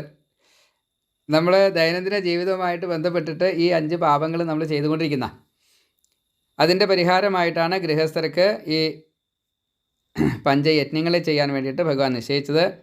ഇങ്ങനെ ചീത്തകൾ ധാരാളമായിട്ട് പറഞ്ഞു. അപ്പോൾ നല്ലതും അതേപോലെ ഉണ്ടാവുമല്ലോ. ആ നല്ലതിനെയും കുറച്ചൊന്ന് പറഞ്ഞിട്ട് വേഗം കഥയിലേക്ക് കിടക്കാം. നല്ലതെന്ന് പറഞ്ഞു കഴിഞ്ഞാൽ ഞാൻ കൂടുതലൊന്നും പറയുന്നില്ല. അഷ്ടൈശ്വര്യാദികൾ എല്ലാവർക്കും അറിയാം. അണിമ, മഹിമ, ഗരിമ, ലേഖിമ, പ്രാപ്തി, പ്രാകാമ്യം, ഈശിത്വം, വശിത്വം. അഷ്ടൈശ്വര്യങ്ങൾ ഇത് ഭഗവാന്റെ മാത്രം സ്വന്തം. ശരീരത്തിനെ ചെറുതാക്കലും വലുതാക്കലും, കനം കൂട്ടലും കനം കുറയ്ക്കലും, വിചാരിച്ച സ്ഥലത്ത് എത്തലും, അന്യൻ്റെ മനസ്സ് വായിക്കാറാവലും, അന്യനെ ഭൃത്യനാക്കാനുള്ള കഴിവും കൂടെ നിർത്താനുള്ള കഴിവും, ഇതൊക്കെ അഷ്ടൈശ്വര്യങ്ങളിൽ പെടും. പിന്നെ അതിൻ്റെ താഴെയുള്ള 23 സിദ്ധികളാണുള്ളത്. അതിൻ്റെ താഴെയുള്ളൊരു 10 ഉണ്ട്. അത് കാമാവസായത്, ആഗ്രഹിച്ചത് സാധിക്കുക. അനൂർമിമത്വം, ഈ ബല അതിബലമൊക്കെ ശ്രീരാമനും ലക്ഷ്മണനും കൊടുത്തില്ലേ വിശ്വാമിത്രൻ, അത് വിശപ്പും ദാഹമൊക്കെ സഹിക്കാനുള്ള കഴിവ്. പിന്നെ ദൂരശ്രവണം, ദൂരദർശനം, ചെവിയുടെയും കണ്ണിൻ്റെയും ഒക്കെ. പിന്നെ മനോജവം, മനസ്സടക്കം, ശമതമങ്ങൾ, ഇതൊക്കെ സിദ്ധിയായിട്ട് കിട്ടും ഈ അഷ്ടാംഗയോഗം ശീലിച്ചാലേ. അതേപോലെ ഇഷ്ടരൂപത്തെ സ്വീകരിക്കാനുള്ള കാമരൂപം, ഇഷ്ട ശരീരത്തെ സ്വീകരിക്കാനുള്ള കഴിവ്, പരകായ പ്രവേശം, സ്വച്ഛന്ത മൃത്യു, അത് വരമായിട്ടും കിട്ടും ശാപമായിട്ടും കിട്ടും. അല്ലെങ്കിൽ അങ്ങനെയാണ്. നമുക്ക് അഷ്ടാംഗയോഗം കൊണ്ട് ശീലിച്ചു കഴിഞ്ഞാൽ സ്വച്ഛന്ത മൃത്യു കിട്ടും. ദേവക്രീഡാദർശനം, സങ്കല്പ സംസിദ്ധി, ആജ്ഞ, അതേപോലെ ത്രികാലജ്ഞത്വം. പിന്നെ അദ്വന്ദ്വം, 2 എന്നുള്ളത് തോന്നായിക. എന്നുവെച്ചാൽ 2 ധാരാളം ഉണ്ട്. അതിൽ നമുക്ക് നമ്മളെ ബാധിക്കാത്ത രീതിയിൽ ഈ 2ൽ മുഴുകി കഴിയാൻ സാധിക്കും. ഈ 2 നമ്മളെ ബാധിക്കില്ല. അതാണ് ശരിക്കുള്ള ദ്വന്ദ്വം കിടക്കൽ. അല്ലാണ്ട് ദ്വന്ദ്വം ഇല്ലാതെയാക്കാനും നമ്മൾ കൂട്ടിയാൽ പറ്റില്ല. ദ്വന്ദ്വം ഉണ്ടെങ്കിലും നമുക്ക് ആ ദ്വന്ദ്വത്തെ ബാധിക്കാതിരിക്കാൻ ഉള്ള കഴിവ് കിട്ടും. അതാണ് അദ്വന്ദ്വം. പിന്നെ അഗ്നി, അർക്ക, അമ്പു, വിഷ, സ്തംഭ. എന്ത് ഈ ഭൗതികമായിട്ട് എന്ത് നമ്മളെ ബാധിച്ചാലും, കാട്ടുതീയായാലും ശരി, വെള്ളമായാലും ശരി, സൂര്യൻ്റെ ചൂടായാലും, ഇപ്പോൾ സൂര്യതാപമൊക്കെ ഉണ്ടല്ലോ, അതൊന്നും നമ്മളെ ബാധിക്കില്ല. വിഷം, കാള് കൂടെ വിഷമായാലും നമ്മളെ ബാധിക്കില്ല. ഇതൊക്കെ 23 സിദ്ധികളിൽപ്പെട്ടതാണ്. അഷ്ടാംഗ യോഗങ്ങളിൽ യമം, നിയമം, ആസനം തുടങ്ങിയിട്ടുള്ള പ്രാണായാമം, പ്രത്യാഹാരം, ധാരണ, ധ്യാനം, സമാധി എന്നതൊക്കെ നമുക്ക് ചെയ്യാൻ സാധിക്കുകയാണെങ്കിൽ ഈ നല്ലതുകളെ നമുക്ക് ധാരാളമായിട്ട് കിട്ടാൻ സാധിക്കും. അതിൽ 36 നല്ല ശീലങ്ങൾ: ശമം, ദമം, തിതിക്ഷ, ബ്രഹ്മചര്യം, തപസ്, ത്യാഗം, സത്യം, ശുദ്ധി, ധൈര്യം, ദാനം, അഹിംസ, വീര്യം, അതേപോലെ ത്രികരണ സമർപ്പണം, അതേപോലെ വൈരാഗ്യത്തോടു കൂടിയിട്ട് ജീവിക്കാൻ സാധിക്കുക. വേദം വിധിച്ച പ്രകാരത്തിലുള്ള സ്വാധ്യായാദി കാര്യങ്ങൾ, പുരാണ പഠനം എല്ലാ ദിവസവും ഒരു അധ്യായമെങ്കിലും ഗീതയും മറ്റേ ഭാഗവതവും പുരാണങ്ങൾ ഏതായാലും വേണ്ടില്ല, ഏതെങ്കിലും ഒന്ന് വായിക്കാം. ഭാഗവതം ഗീതയും വായിച്ചാൽ മതി. അതേപോലെ കുറച്ച് സമഭാവനയോട് കൂടിയിട്ട്, സമചിത്തതയോട് കൂടിയിട്ട്, മൗനമായിക്കൊണ്ട്, മനനം ചെയ്തുകൊണ്ട്, അവനവനെ വിമർശിച്ചുകൊണ്ട്, ആത്മവിമർശനത്തോട് കൂടിയിട്ട്, ആഹാരത്തിലെ മിതത്വം സ്വീകരിച്ചുകൊണ്ട്, അതേപോലെ ശുദ്ധമായിട്ടുള്ള ആഹാരത്തെ സ്വീകരിച്ചുകൊണ്ട്, ധനത്തെ മുഴുവൻ എപ്പോഴും ദാനം ചെയ്തുകൊണ്ട് ശുദ്ധമാക്കിക്കൊണ്ട്, ഇങ്ങനെ ജീവിതത്തിൽ ഒരു പകുക്കൽ എന്ന അത് നിയമമായിട്ട് കൊണ്ടുവരാം. കലികാലത്തിൽ ഏറ്റവും കൂടുതൽ പറഞ്ഞിരിക്കുന്നത് ദാനവും നാമവും ആണ്. നാമത്തിൻ്റെ മഹാത്മ്യം ഇടയ്ക്കിടയ്ക്ക് പറയുന്നുണ്ട്. ദാനത്തിൻ്റെ കാര്യത്തിൽ ഒരു ശ്ലോകം മാത്രം പറയാം. തസ്മാൽ ദാനം പ്രകർത്തവ്യം സർവ അരിഷ്ട നിവാരണം ദാനാൽ പരന്തു കല്യാണം ന ഭൂതം ന ഭവിഷ്യതി. ഈ ദാനം കൊണ്ട് നാം ചെയ്യേണ്ടതായിട്ടുള്ള എന്ത് പ്രവൃത്തികൾക്ക് ലോപം വന്നാലും അത് ദാനം കൊണ്ട് പരിഹരിക്കാം കലികാലത്തിൽ സർവ അരിഷ്ട നിവാരണമാണ്. ദാനാത് പരം തു കല്യാണം. ദാനത്തെ പോലെ മറ്റൊരു മംഗളം വേറെ ഭൂതകാലത്തിലും ഉണ്ടായിട്ടില്ല, ഇനി ഭാവി കാലത്തിലും ഉണ്ടായിട്ടില്ല, ഉണ്ടാവുകയുമില്ല. ന ഭൂതം ന ഭവിഷ്യതി. ഇങ്ങനെ കുറച്ച് കാര്യങ്ങൾ ഇനി ധാരാളം ഉണ്ട് കേട്ടോ. കുറച്ചൊന്നല്ലേ. ആരാ ബ്രാഹ്മണൻ 8ാമത്തെ സ്റ്റെപ്പ് കഴിഞ്ഞാൽ ബ്രാഹ്മണനാവാൻ പറ്റുമോ എന്ന് അറിയുള്ളൂ. ശൂദ്രനായിട്ട് ജനിക്കണു, ദ്വിജനാവണു, വിപ്രനാവണു, ബ്രഹ്മചാരിയാവണു, വൈദികനാവണു, പുരോഹിതനാവണു, ശ്രോത്രികനാവണു, മുനിയാവണു, ഋഷിയാവണു, എന്നിട്ട് വേണം ബ്രാഹ്മണനാവാൻ. സുധാമാവായപ്പോഴേക്കും കുചേലനായപ്പോഴേക്കും ബ്രഹ്മവിത്തമനായി. ദേവർഷി ബ്രഹ്മർഷി മറ്റേ വസിഷ്ഠനായപ്പോഴേക്കും ബ്രഹ്മർഷിയായി. ഇങ്ങനെയാണ്. ഇങ്ങനെ ധാരാളമായിട്ട് നമുക്ക് പറയാൻ കിടക്കണു. ഒന്നും പറയുന്നില്ല, പറയാൻ സമയം ഉണ്ടാവില്ല. സപ്താഹത്തിന് ഇത്രയും കിട്ടില്ല. നമ്മളിപ്പോൾ എന്തൊക്കെയോ ചിലത് പറഞ്ഞു. ഇത്രയും നമുക്ക് പറയാൻ സാധിക്കാറില്ല. ഇപ്പോൾ നമ്മളിവിടെ എത്തിപ്പെട്ടത് എങ്ങനെയാണ്? ഈ ശ്രീകൃഷ്ണൻ്റെ മഹത്വത്തെക്കുറിച്ച്, പരിപൂർണതമത്വത്തെക്കുറിച്ചാണ് അക്രൂരൻ ഭഗവാനെ സ്തുതിച്ചുകൊണ്ട് ഒരു അധ്യായം പറഞ്ഞു വെച്ചത് നമ്മൾ. അതിന് ശേഷമാണ് ഈ ഉത്തരാർത്ഥത്തിലേക്ക് കടക്കുന്നത്. അവിടെ കംസവധത്തിന് ശേഷമുണ്ടായിട്ടുള്ള ആ അസ്ഥിപ്രാപ്തി, കംസൻ്റെ ഭാര്യമാരാണ് ജരാസന്ധൻ്റെ മക്കൾ. ആ ജരാസന്ധൻ്റെ മക്കൾക്ക് ഈ കംസൻ ഭർത്താവ് മരിച്ചു കഴിഞ്ഞപ്പോൾ കൊന്നതായിട്ടുള്ള കൃഷ്ണനോടുള്ള ദേഷ്യം അത് മുഴുവൻ തീർക്കുകയാണ്. അതെങ്ങനെയൊക്കെ തീർക്കണം എന്ന് അച്ഛനോട് ചോദിക്കണം. അപ്പോൾ അച്ഛൻ തീരുമാനിച്ചതാണ്, ഈ വലിയൊരു സംഘാടകനാണ് അച്ഛനെ, ജരാസന്ധൻ. ജരയാൽ സന്ധിതനായിട്ടുള്ള ജരാസന്ധൻ. ജനിച്ച സമയത്ത് ബൃഹദ്രഥൻ എന്ന് പറഞ്ഞ അച്ഛൻ്റെ പേര്. അദ്ദേഹത്തിന് മക്കളില്ല, 2 ഭാര്യമാരുണ്ട്. അപ്പോൾ ഒരു പുത്രകാമേഷ്ടിയൊക്കെ ചെയ്ത് അതിൽ കിട്ടിയിട്ടുള്ള ഈ ഫലം അത് ഭാര്യമാർക്ക് കൊടുത്തു. അവർ 2 പേരും ആ ഫലത്തിനെ തുല്യമായിട്ട് പകുതി കണ്ട് ഭാഗിച്ചിട്ട് കഴിച്ചു. അതുകൊണ്ട് 2 പേരും ഗർഭിണികളായി പകുതിയായിട്ടാണ് ശരീരം കിട്ടിയത്. അങ്ങനെ അവർ പ്രസവിച്ച് കഴിഞ്ഞപ്പോൾ അതിന് ജീവൻ ഉണ്ടായിരുന്നില്ല. അപ്പോൾ അതിനെ കളയല്ലാണ്ട് നിർത്തിയില്ല, കാട്ടിൽ കൊണ്ടുപോയിട്ട് കളഞ്ഞോളാൻ പറഞ്ഞു. വനദേവതയുണ്ടായിരുന്നു ജര. ആ ജര ഇത് കണ്ടു കഴിഞ്ഞപ്പോൾ അവരെ 2 പേരെയും ഒരുമിച്ച് ചേർത്തിട്ട് ജീവജീവ എന്ന് പറഞ്ഞു. അങ്ങനെ ആ ഈ ജരയാ സന്ധിതനായതുകൊണ്ട് മറ്റേ ജരാസന്ധൻ ജീവിച്ചു. ജീവൻ കിട്ടി കഴിഞ്ഞപ്പോൾ ആ കുട്ടിയെ ഇവിടെ കൊണ്ടുവന്ന് കൊടുത്തു, ഉണ്ണിയെ. ആ ഉണ്ണിക്ക് ജരയാൽ സന്ധിതൻ എന്ന നിലയ്ക്ക് ജരാസന്ധൻ എന്ന് നാമകരണം ചെയ്തു. മഗധത്തിലെ രാജാവായിട്ട് വളർന്നു. വലിയ ശക്തിശാലിയാണ്. മാത്രമല്ല ഒരു വരമുണ്ട്, ഈ അമ്മ കൊടുത്തതാ, വനദേവത കൊടുത്തതാ, 2ആക്കി കീഴല്ലാതെ കൊണ്ട് മരണമില്ല എന്ന്. അപ്പോൾ അതുകൊണ്ട് വളരെ ഓജസ്സോടും ബലത്തോടും വീര്യത്തോടും ധൈര്യത്തോടും അങ്ങനെ പലതുമുണ്ട്, അനവധി വിശേഷങ്ങളുണ്ട്. കൃഷ്ണദ്വിട്ട് എന്ന ആ ഒരൊറ്റ ദോഷം കൊണ്ട്, അല്ലാച്ചാൽ എല്ലാവർക്കും ലോകഹിതത്തിന് അങ്ങനെയാണ് ജരാസന്ധം വരിക. അത് തരായില്ല. അപ്പോൾ അച്ഛനോട് പറഞ്ഞു, ഞങ്ങളുടെ ഭർത്താവിനെ വരിച്ചതായിട്ടുള്ള കൃഷ്ണനെ കൊല്ലണം കേട്ടോ എന്ന്. അങ്ങനെ സംഘാടകനാണെന്ന് പറഞ്ഞല്ലോ. ഈ 23 അക്ഷൗഹിണി സൈന്യത്തെ കൂട്ടിക്കൊണ്ട് 17 തവണയും ചെന്നു എന്നാണ് യുദ്ധത്തിനായിട്ട്. അങ്ങനെ അത്രയും ആൾക്കാരെ ഒരുമിച്ച് വധിക്കാനുള്ള അവസരം ഈ ജരാസന്ധനാൽ ഉണ്ടാക്കി കൊടുക്കപ്പെട്ടു. 21,870 ആന, 21,870 തേര്, 65,610 കുതിര, 1,09,350 കാലാൾ. അപ്പോൾ അതിലുള്ള അത്രയും ആളുകൾ ഈ ഒരു അക്ഷൗഹിണിയിലുണ്ടെങ്കിൽ അങ്ങനെ 23 അക്ഷൗഹിണി ഇൻറ്റു 17 തവണ. അത് മുഴുവൻ ഈ കൃഷ്ണനും രാമനും കൂടിയിട്ട് ഈ നാരായണീ സേനയോടൊത്ത്, ചിലപ്പോൾ 2 ഉണ്ട് അത്ര, എന്തെങ്കിലും ആവട്ടെ, നാരായണീ സേനയോടൊത്ത് വധിച്ചു. വലിയ ഒരു ഭൂഭാരം, 3000 എന്നൊക്കെ പറയുന്നുണ്ട്. അതായത് ഇന്നിപ്പോൾ നമ്മൾ 700 കോടി ആണ് ലോക ജനസംഖ്യ. അപ്പോൾ അന്ന് 3000 കോടി ജനങ്ങളെ വധിച്ചു എന്നാണ് പറയണത്. അപ്പോൾ അതിൻ്റെ ഒരു ഭാഗം മുഴുവൻ ഈ ജരാസന്ധനാൽ കൊണ്ടുവരപ്പെട്ടതാണ്. 18ാമത്തെ തവണ ജരാസന്ധന് ഇനി ആവശ്യമുണ്ട്. അപ്പോൾ അതുകൊണ്ട് ജരാസന്ധനെ ജയിപ്പിച്ചതായിട്ട് കണക്കാക്കി. അതിനുണ്ടൊരു കഥ. അത് ഇവിടെ എല്ലാം പറഞ്ഞെന്ന ഭാഗവതത്തിലല്ല, മറ്റൊരിടത്തിലാണ്, ഇതിലാവട്ടെ. അവിടെ ഒരു സൂചനയുണ്ട്, ഒരു സംജ്ഞ കൊടുത്തിട്ടുണ്ട്. ബ്രാഹ്മണരെ വളരെയധികം പ്രീതിയോട് കൂടിയിട്ടാണ് ഈ ജരാസന്ധനം എന്നും കണക്കാക്കാറ്. അപ്പോൾ രാവിലത്തെ പ്രഭാതം കഴിഞ്ഞ സമയത്ത് ബ്രാഹ്മണരെ അവിടെ എത്തും. ഏതെങ്കിലുമൊക്കെ ആവശ്യക്കാരുണ്ടാവും, എന്താവശ്യം ചോദിച്ചാലും ശരി അത് ചെയ്തു കൊടുക്കുകയും ചെയ്യും. അത്ര ഭക്തിയാണ്, ബ്രാഹ്മണ ഭക്തിയാണ്. അപ്പോൾ അതുകൊണ്ട് ഒരു തവണ ഇതുപോലെ നിങ്ങൾ എന്നിൽ നിന്നും വാങ്ങിപ്പോകുന്ന മാത്രമേ ഉള്ളൂ, എനിക്കൊന്നും ഇങ്ങോട്ട് തിരിച്ചു തരണില്ല എന്ന് പറഞ്ഞു. അപ്പോൾ എന്താ വേണ്ടത് ചോദിച്ചു ബ്രാഹ്മണർ. 17 തവണ തോറ്റതിൻ്റെ ശേഷം കേട്ടോ 18ാമത്തെ തവണ ഇത്തവണ ഞാൻ ജയിച്ചിട്ടില്ല വെച്ചാൽ നിങ്ങളെ ഞാൻ വധിക്കും എന്ന് പറഞ്ഞു. ഇത് പറഞ്ഞോട് കൂടിയിട്ട് ഭഗവാനോട് ബ്രാഹ്മണർ യാചിച്ചു, അങ്ങ് ഒന്ന് തോറ്റു കൊടുക്കണം കേട്ടോ, ഇല്ലാച്ചാൽ ഞങ്ങൾ സിദ്ധി കൊടുക്കും. ഇത് പറഞ്ഞോട് കൂടിയിട്ട് ഭഗവാൻ പറഞ്ഞു, ശരി ഞാൻ രക്ഷിച്ചോളാം നിങ്ങളെ, ഇത്രയല്ലേ വേണ്ടു.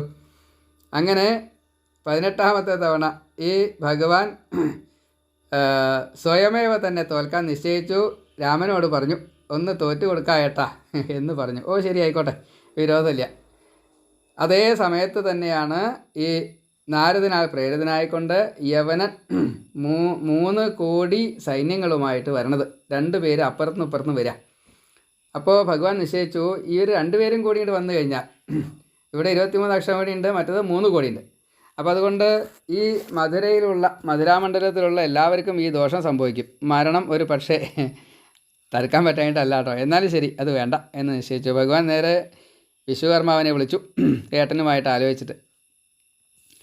കടലിലൊരു കൊട്ടാരം ആയിക്കോട്ടെ, പറ്റില്ലേ ചോദിച്ചു. ഓ ശരി, അതിനെന്താ, എന്നാൽ എൻ്റെ ഏട്ടൻ്റെ ഭാര്യ വീടുണ്ട്, അതൊന്നാ നേരെയാക്കിക്കോളൂ എന്ന് പറഞ്ഞു. നിമിഷ നേരം കൊണ്ട് അത് നേരെയാക്കി എന്നാണ്. അത് കുശസ്ഥലി എന്ന ദ്വാരകയാണ്. കുശസ്ഥലി എന്നത് ഈ ശര്യാദി മഹാരാജാവിൻ്റെ ഒരു പുത്രനാണ് ആനർത്തൻ. അദ്ദേഹത്തിന് ഒരിക്കൽ എന്തോ ഒരു തെറ്റ് കണ്ടപ്പോൾ നീ ഭൂമിയിൽ വസിക്കാൻ പാടില്ല എന്ന അച്ഛൻ്റെ വക ഒരു ആജ്ഞ. അപ്പോൾ അത് കേട്ടപ്പോൾ ഭക്തന്മാരാണ് ഇവരൊക്കെ, ആ കുടുംബം മുഴുവൻ അങ്ങനെ, ആ പരമ്പര മുഴുവനെ സൂര്യവംശ രാജാക്കന്മാരൊക്കെ ഭക്തന്മാരാണ്. വേഗം മഹാവിഷ്ണുവിനെ തപസ് ചെയ്തു ആനർത്തൻ. വിഷ്ണു പ്രത്യക്ഷമായി കഴിഞ്ഞപ്പോൾ ആവശ്യം പറഞ്ഞു, എന്നെ അച്ഛൻ ഭൂമിയിൽ വസിക്കാൻ പാടില്ല എന്നാണ് പറഞ്ഞിട്ടുണ്ട്, ഞാൻ എന്താ ചെയ്യേണ്ടത് ചോദിച്ചു. അപ്പോൾ ഭഗവാൻ പറഞ്ഞു, അങ്ങേക്ക് അതിനുള്ള വഴി ഉണ്ടാക്കിത്തരാം, അത്രയല്ലേ വേണ്ടൂ.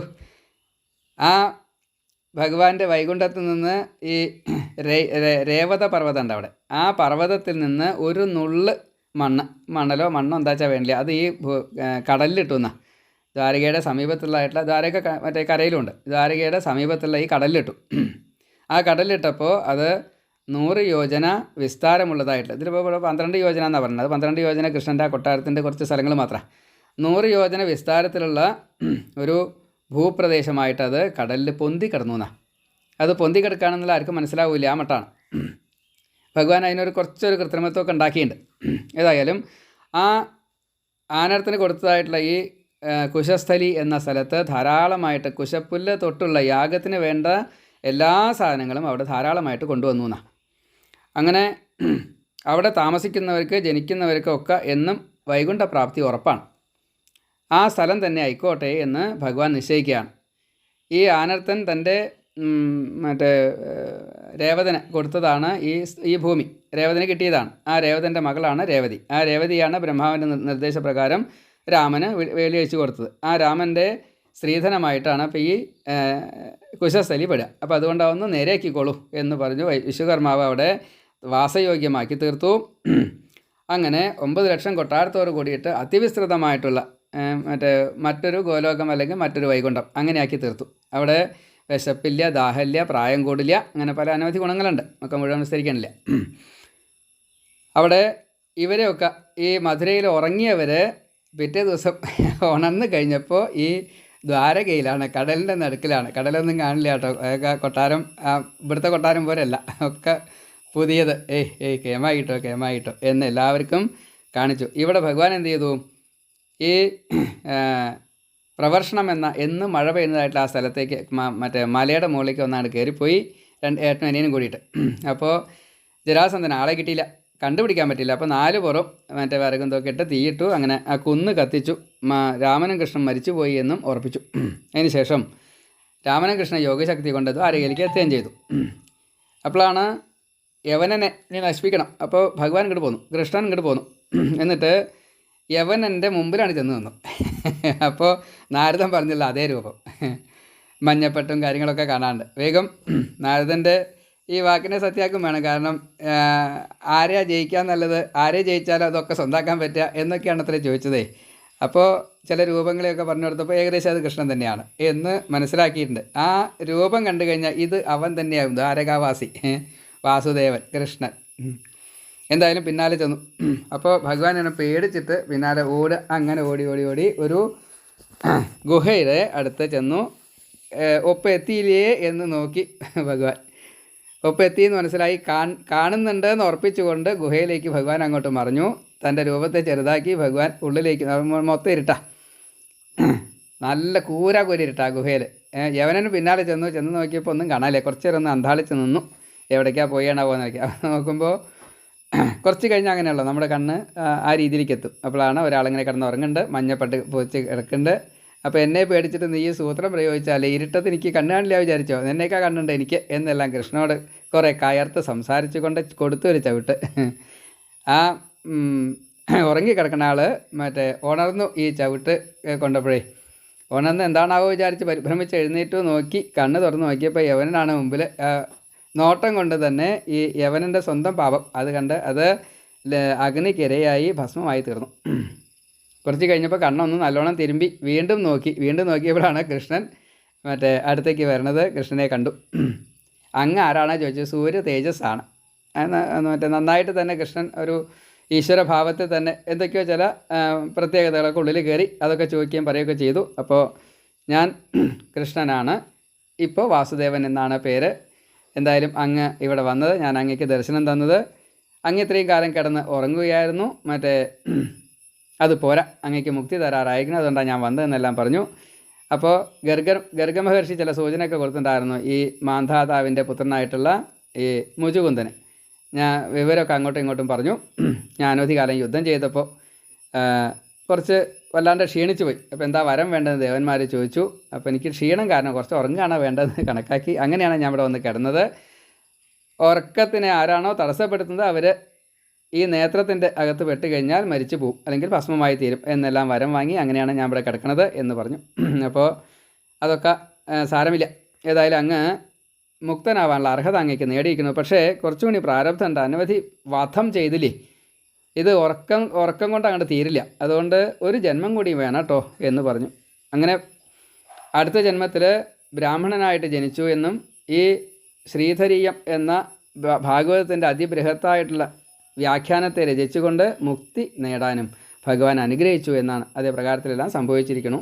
പിന്നെ മുചുകുന്ദൻ ഈ അനുഗ്രഹവും വരമൊക്കെ കിട്ടിയപ്പോൾ ഭഗവാനെ നന്നായിട്ട് തന്നെ സ്തുതിച്ചു. പ്രകൃതിയുമായിട്ടുള്ള ഈ ശാരീരികമായിട്ടുള്ള ബന്ധങ്ങളെ മുഴുവൻ ഒഴിവാക്കി തരണേ എന്നുള്ള അർത്ഥത്തിലുള്ള സ്തുതി അതെല്ലാം കേട്ടു. ഭഗവാൻ അനുഗ്രഹിച്ചു. തുടർന്ന് ഭഗവാൻ മറഞ്ഞു. അതേപോലെ ഈ മുചുകുന്ദന് മുക്തിയും കിട്ടി.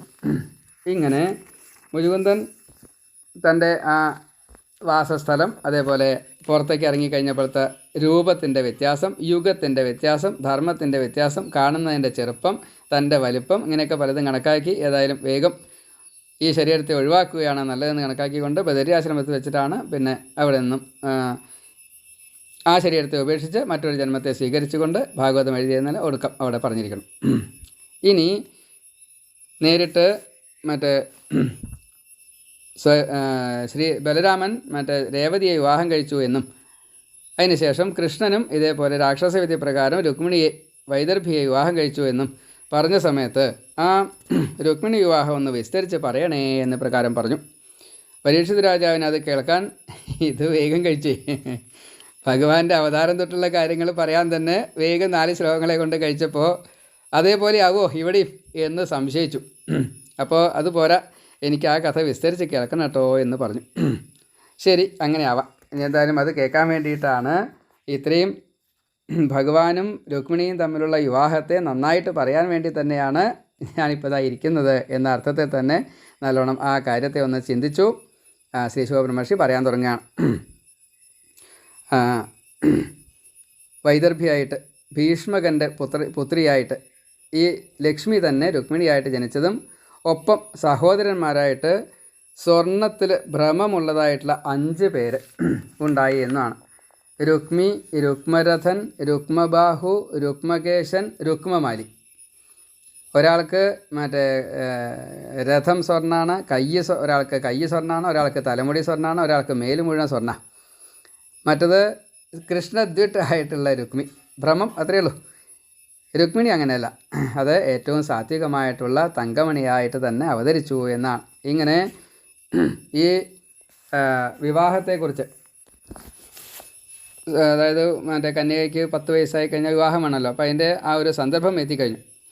അതിൻ്റെ ഓരോ സമയത്തും ഈ തങ്കമണിയുടെ വളർച്ച, ആ വളർച്ചയുടെ സമയത്ത് നാരദാദികൾ വന്ന് സദാസമയത്തും കൃഷ്ണനെ പറ്റിയുള്ള ജനനം മുതലുള്ള പല ലീലകളും അച്ഛനോടാണ് പറയാച്ചാലും, ഭീഷ്മകനോടാണ് പറയാച്ചാലും അത് രുക്മിണിയാണ് കേട്ടായിരുന്നത്. അപ്പോൾ രുക്മിണിക്ക് മനസ്സാ തന്നെ കൃഷ്ണൻ ഭർത്താവായിട്ട് വരണം എന്നുള്ളത് നിശ്ചയിച്ചു, മനസ്സാ വരിക്കുകയും ചെയ്തിട്ടുണ്ടായിരുന്നു.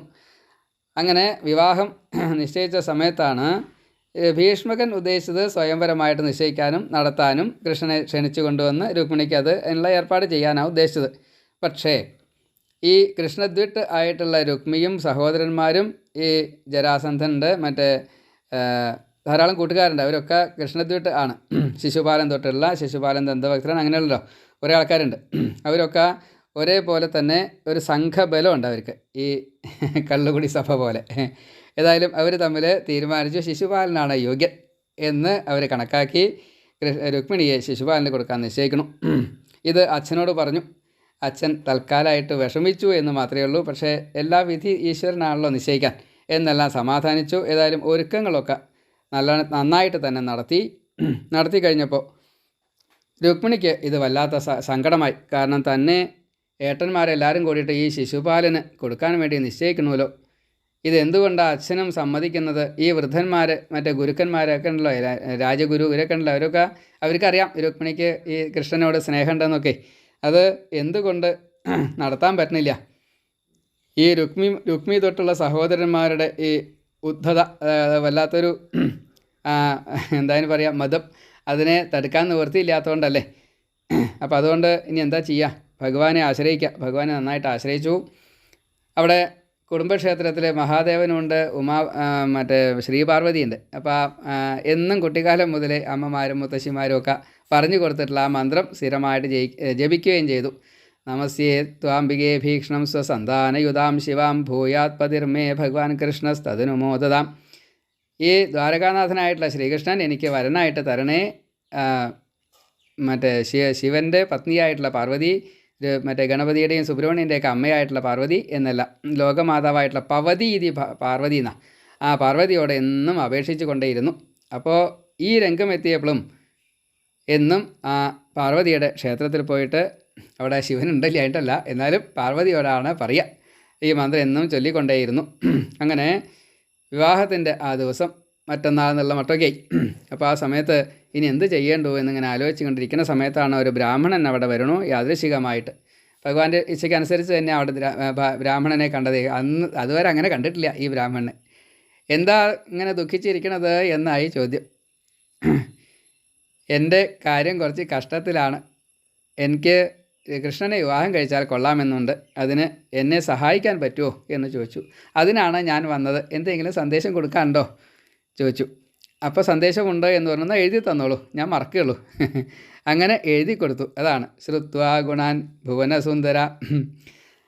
ഭഗവാന്റേതായിട്ടുള്ള മഹത്വത്തെക്കുറിച്ച് വിസ്തരിച്ച് തന്നെ പറഞ്ഞതിൻ്റെ ശേഷം ആ ഭഗവാൻ തന്നെ എനിക്ക് വരനായിട്ട് വരണം, എന്നെ ഈ ശിശുപാലാദികൾ, സിംഹത്തിൻ്റെ ഇര കുറുക്കൻ കൊണ്ടുപോകുന്ന പോലെ എന്നെ ഈ ശിശുപാലാദികൾ കൊണ്ടുപോകരുത് കേട്ടോ ഭഗവാനെ. ഞാൻ എല്ലാ അർത്ഥത്തിലും അങ്ങയെ, അതേപോലെ ബ്രാഹ്മണരെ, ബാലരെ, സ്ത്രീകളെ, ദീനരെ ഒക്കെ സഹായിച്ചിട്ടുണ്ട് എങ്കിൽ, സേവിച്ചിട്ടുണ്ട് എങ്കിൽ ഈ വിവാഹം നടത്തി തരാൻ അങ്ങ് തന്നെ ഉത്സാഹിക്കണേ എന്ന് പ്രകാരം പ്രാർത്ഥിച്ചു. അതേപോലെ ഒരു 7 ശ്ലോകങ്ങളെ കൊണ്ടാണ് വിസ്തരിച്ച് പറഞ്ഞത്.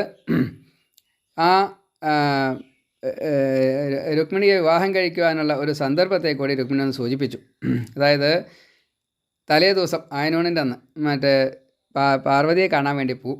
അതുപോലെ താലി പൂജ മറ്റു കാര്യങ്ങളൊക്കെ വേണമല്ലോ. അപ്പോൾ ആ നിലയ്ക്ക് ആ സമയത്ത് പോകുമ്പോൾ ആരും ഉണ്ടാവില്ല അവിടെ. എൻ്റെ കൂടെ സൈന്യങ്ങളൊന്നും ഉണ്ടാവില്ല, ഏട്ടന്മാരും ഉണ്ടാവില്ല. അതേപോലെ ഈ പാറാവുകാരെന്ന് പറഞ്ഞു കഴിഞ്ഞാൽ താൽക്കാലികമായ കുറച്ച് ആൾക്കാരുണ്ടാവും. പിന്നെ എൻ്റെ കൂടെ ബ്രാഹ്മണ സ്ത്രീകളോ ഇങ്ങനെ കുറച്ച് തോഴികളോ ഒക്കെ ഉണ്ടാവുള്ളൂ.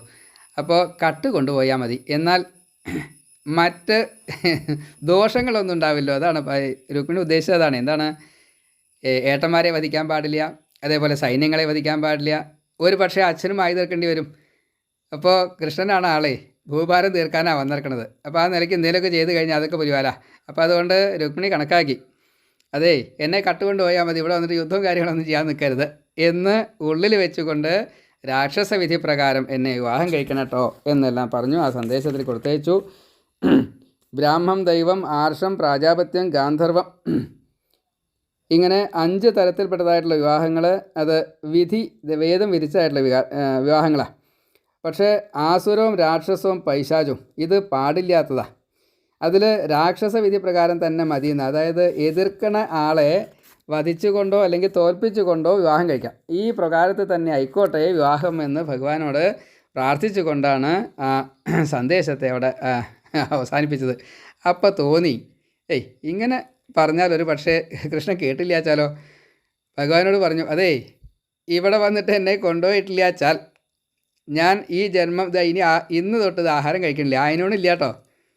പ്രായോപവേശം ചെയ്തുകൊണ്ട് ഈ ദേഹത്തെ ഞാൻ ഇനി ക്ഷയിപ്പിച്ച് ഈ ദേഹം ഞാൻ നശിപ്പിക്കും. അതേപോലെ ഇങ്ങനെ 100 ജന്മം വേണോ, ഈ 100 ജന്മവും ആഹാരം കഴിക്കാതെ കണ്ട് അങ്ങയെ തന്നെ കാത്തിരിക്കും. അങ്ങ് ഇപ്പോൾ വിവാഹം ചെയ്യാൻ വന്നിട്ടില്ലെങ്കിൽ അങ്ങയിൽ എത്തിച്ചേരുമെന്നുള്ളത് ഉറപ്പാണ് കേട്ടോ. ശതജന്മഭിസ്യാത് പറഞ്ഞു. അങ്ങനെ സന്ദേശം കൊടുത്തയച്ചു. ഇത് തന്നെയാണ് ഇപ്പോൾ ബ്രാഹ്മണനും ആവശ്യം. ബ്രാഹ്മണൻ വേഗം ഓടി, എത്ര വേഗം പോയത് ചോദിക്കരുത്, അവിടെ എത്തി. ഇവരൊക്കെ അങ്ങനെയുള്ള ശക്തിയുള്ളവരാണ്. ഏതായാലും കൃഷ്ണൻ്റെ അവിടെ എത്തിക്കഴിഞ്ഞപ്പോൾ ദ്വാരകയിൽ കൃഷ്ണനും ഇത് കാത്തിരിക്കുക. അതാ രസം. എന്താ ബ്രാഹ്മണൻ വരാത്ത എന്ന് വിചാരിച്ച് കാത്തിരിക്കുക. ബ്രാഹ്മണനെ കണ്ടതോട് കൂടിയിട്ട് പ്രത്യേകമായിട്ട് ചില പൂജയും കാര്യങ്ങളും സ്വീകരണങ്ങളും എന്തൊക്കെയാ ചോദിച്ചാൽ ശരി ഒക്കെ ചെയ്തു. ബ്രാഹ്മണനും കുറച്ച് അത്ഭുതമായി. ഇതെന്താ അത്, എന്നെ ഇങ്ങനെയൊക്കെ, അങ്ങനെയൊന്നും പതിവില്ലല്ലോ. കൃഷ്ണൻ്റെ ഒരു സ്വഭാവത്തിനനുസരിച്ചാൽ ഇങ്ങനെയല്ല പതിവ്. അപ്പോൾ എന്തുണ്ട്. ഏതായാലും കാര്യങ്ങളൊക്കെ പറഞ്ഞു. എനിക്ക് അങ്ങയെ ഇപ്പോൾ സഹായത്തിന് വേണം. കൃഷ്ണൻ കുറേ അങ്ങോട്ട് ചോദിച്ചു. എന്തൊക്കെയാണ് ചോദിച്ചത്? ധർമ്മമൊക്കെ നടക്കണില്ലേ?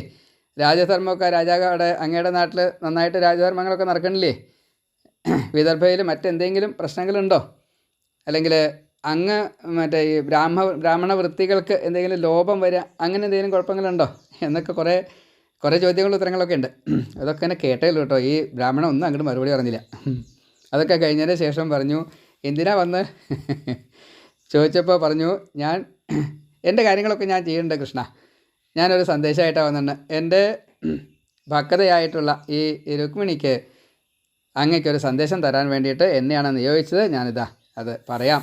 അങ്ങനെ അത് കേൾപ്പിച്ചപ്പോൾ ഭഗവാനും പറഞ്ഞു, അതേ ഉറക്കല്ലാണ്ടിരിക്കുക രുക്മിണി എന്നല്ലേ പറഞ്ഞ്. എനിക്ക് ഉറക്കണ്ടായിട്ട് കുറേ കാലമായിട്ടോ. ഞാൻ ഇതിങ്ങനെ കാത്തിരിക്കുകയാണ്. നമുക്ക് ഇന്ന് തന്നെ പോവാം. അപ്പോൾ ബ്രാഹ്മണൻ പറഞ്ഞു, അത്രേ എന്നാൽ ഞാൻ നടക്കാം, അങ്ങ് വന്നാൽ മതി. അതൊന്നും ശരിയാവില്ല, നമ്മൾ ഒരുമിച്ച് പോവാം, അങ്ങ് അവിടെ എത്തില്ല, നമുക്ക് വേഗം പോവാം എന്ന് പറഞ്ഞുകൊണ്ട് ദാരികനെ വിളിച്ചു. തേര് ശരിയാക്കിക്കൊള്ളാൻ പറഞ്ഞു. ശൈബ്യം, സുഗ്രീവം, മേഘപുഷ്പം, വലാഹകം 4 കുതിരകളാണ്. പ്രത്യേക കുതിരകളാണ്, അതിസ്പീഡാണ്, മനോവേഗത്തിൽ സഞ്ചരിക്കും. അങ്ങനെ തേര് തയ്യാറാക്കി 2 പേരും കൂടി ഒരു രാത്രി കൊണ്ട് ദ്വാരകയിൽ നിന്ന് ഈ കുണ്ടിനപുരത്തിലേക്ക് വിദർഭയിലേക്ക് എത്തി. അപ്പോൾ ഇവിടെ എത്തുന്നതിൻ്റെ മുന്നേ ആയിട്ട് ഇവിടുന്ന് പോവുകയും ചെയ്തു കേട്ടോ. ഇവർ കൃഷ്ണനും ബ്രാഹ്മണനും കൂടിയിട്ട് പോയി.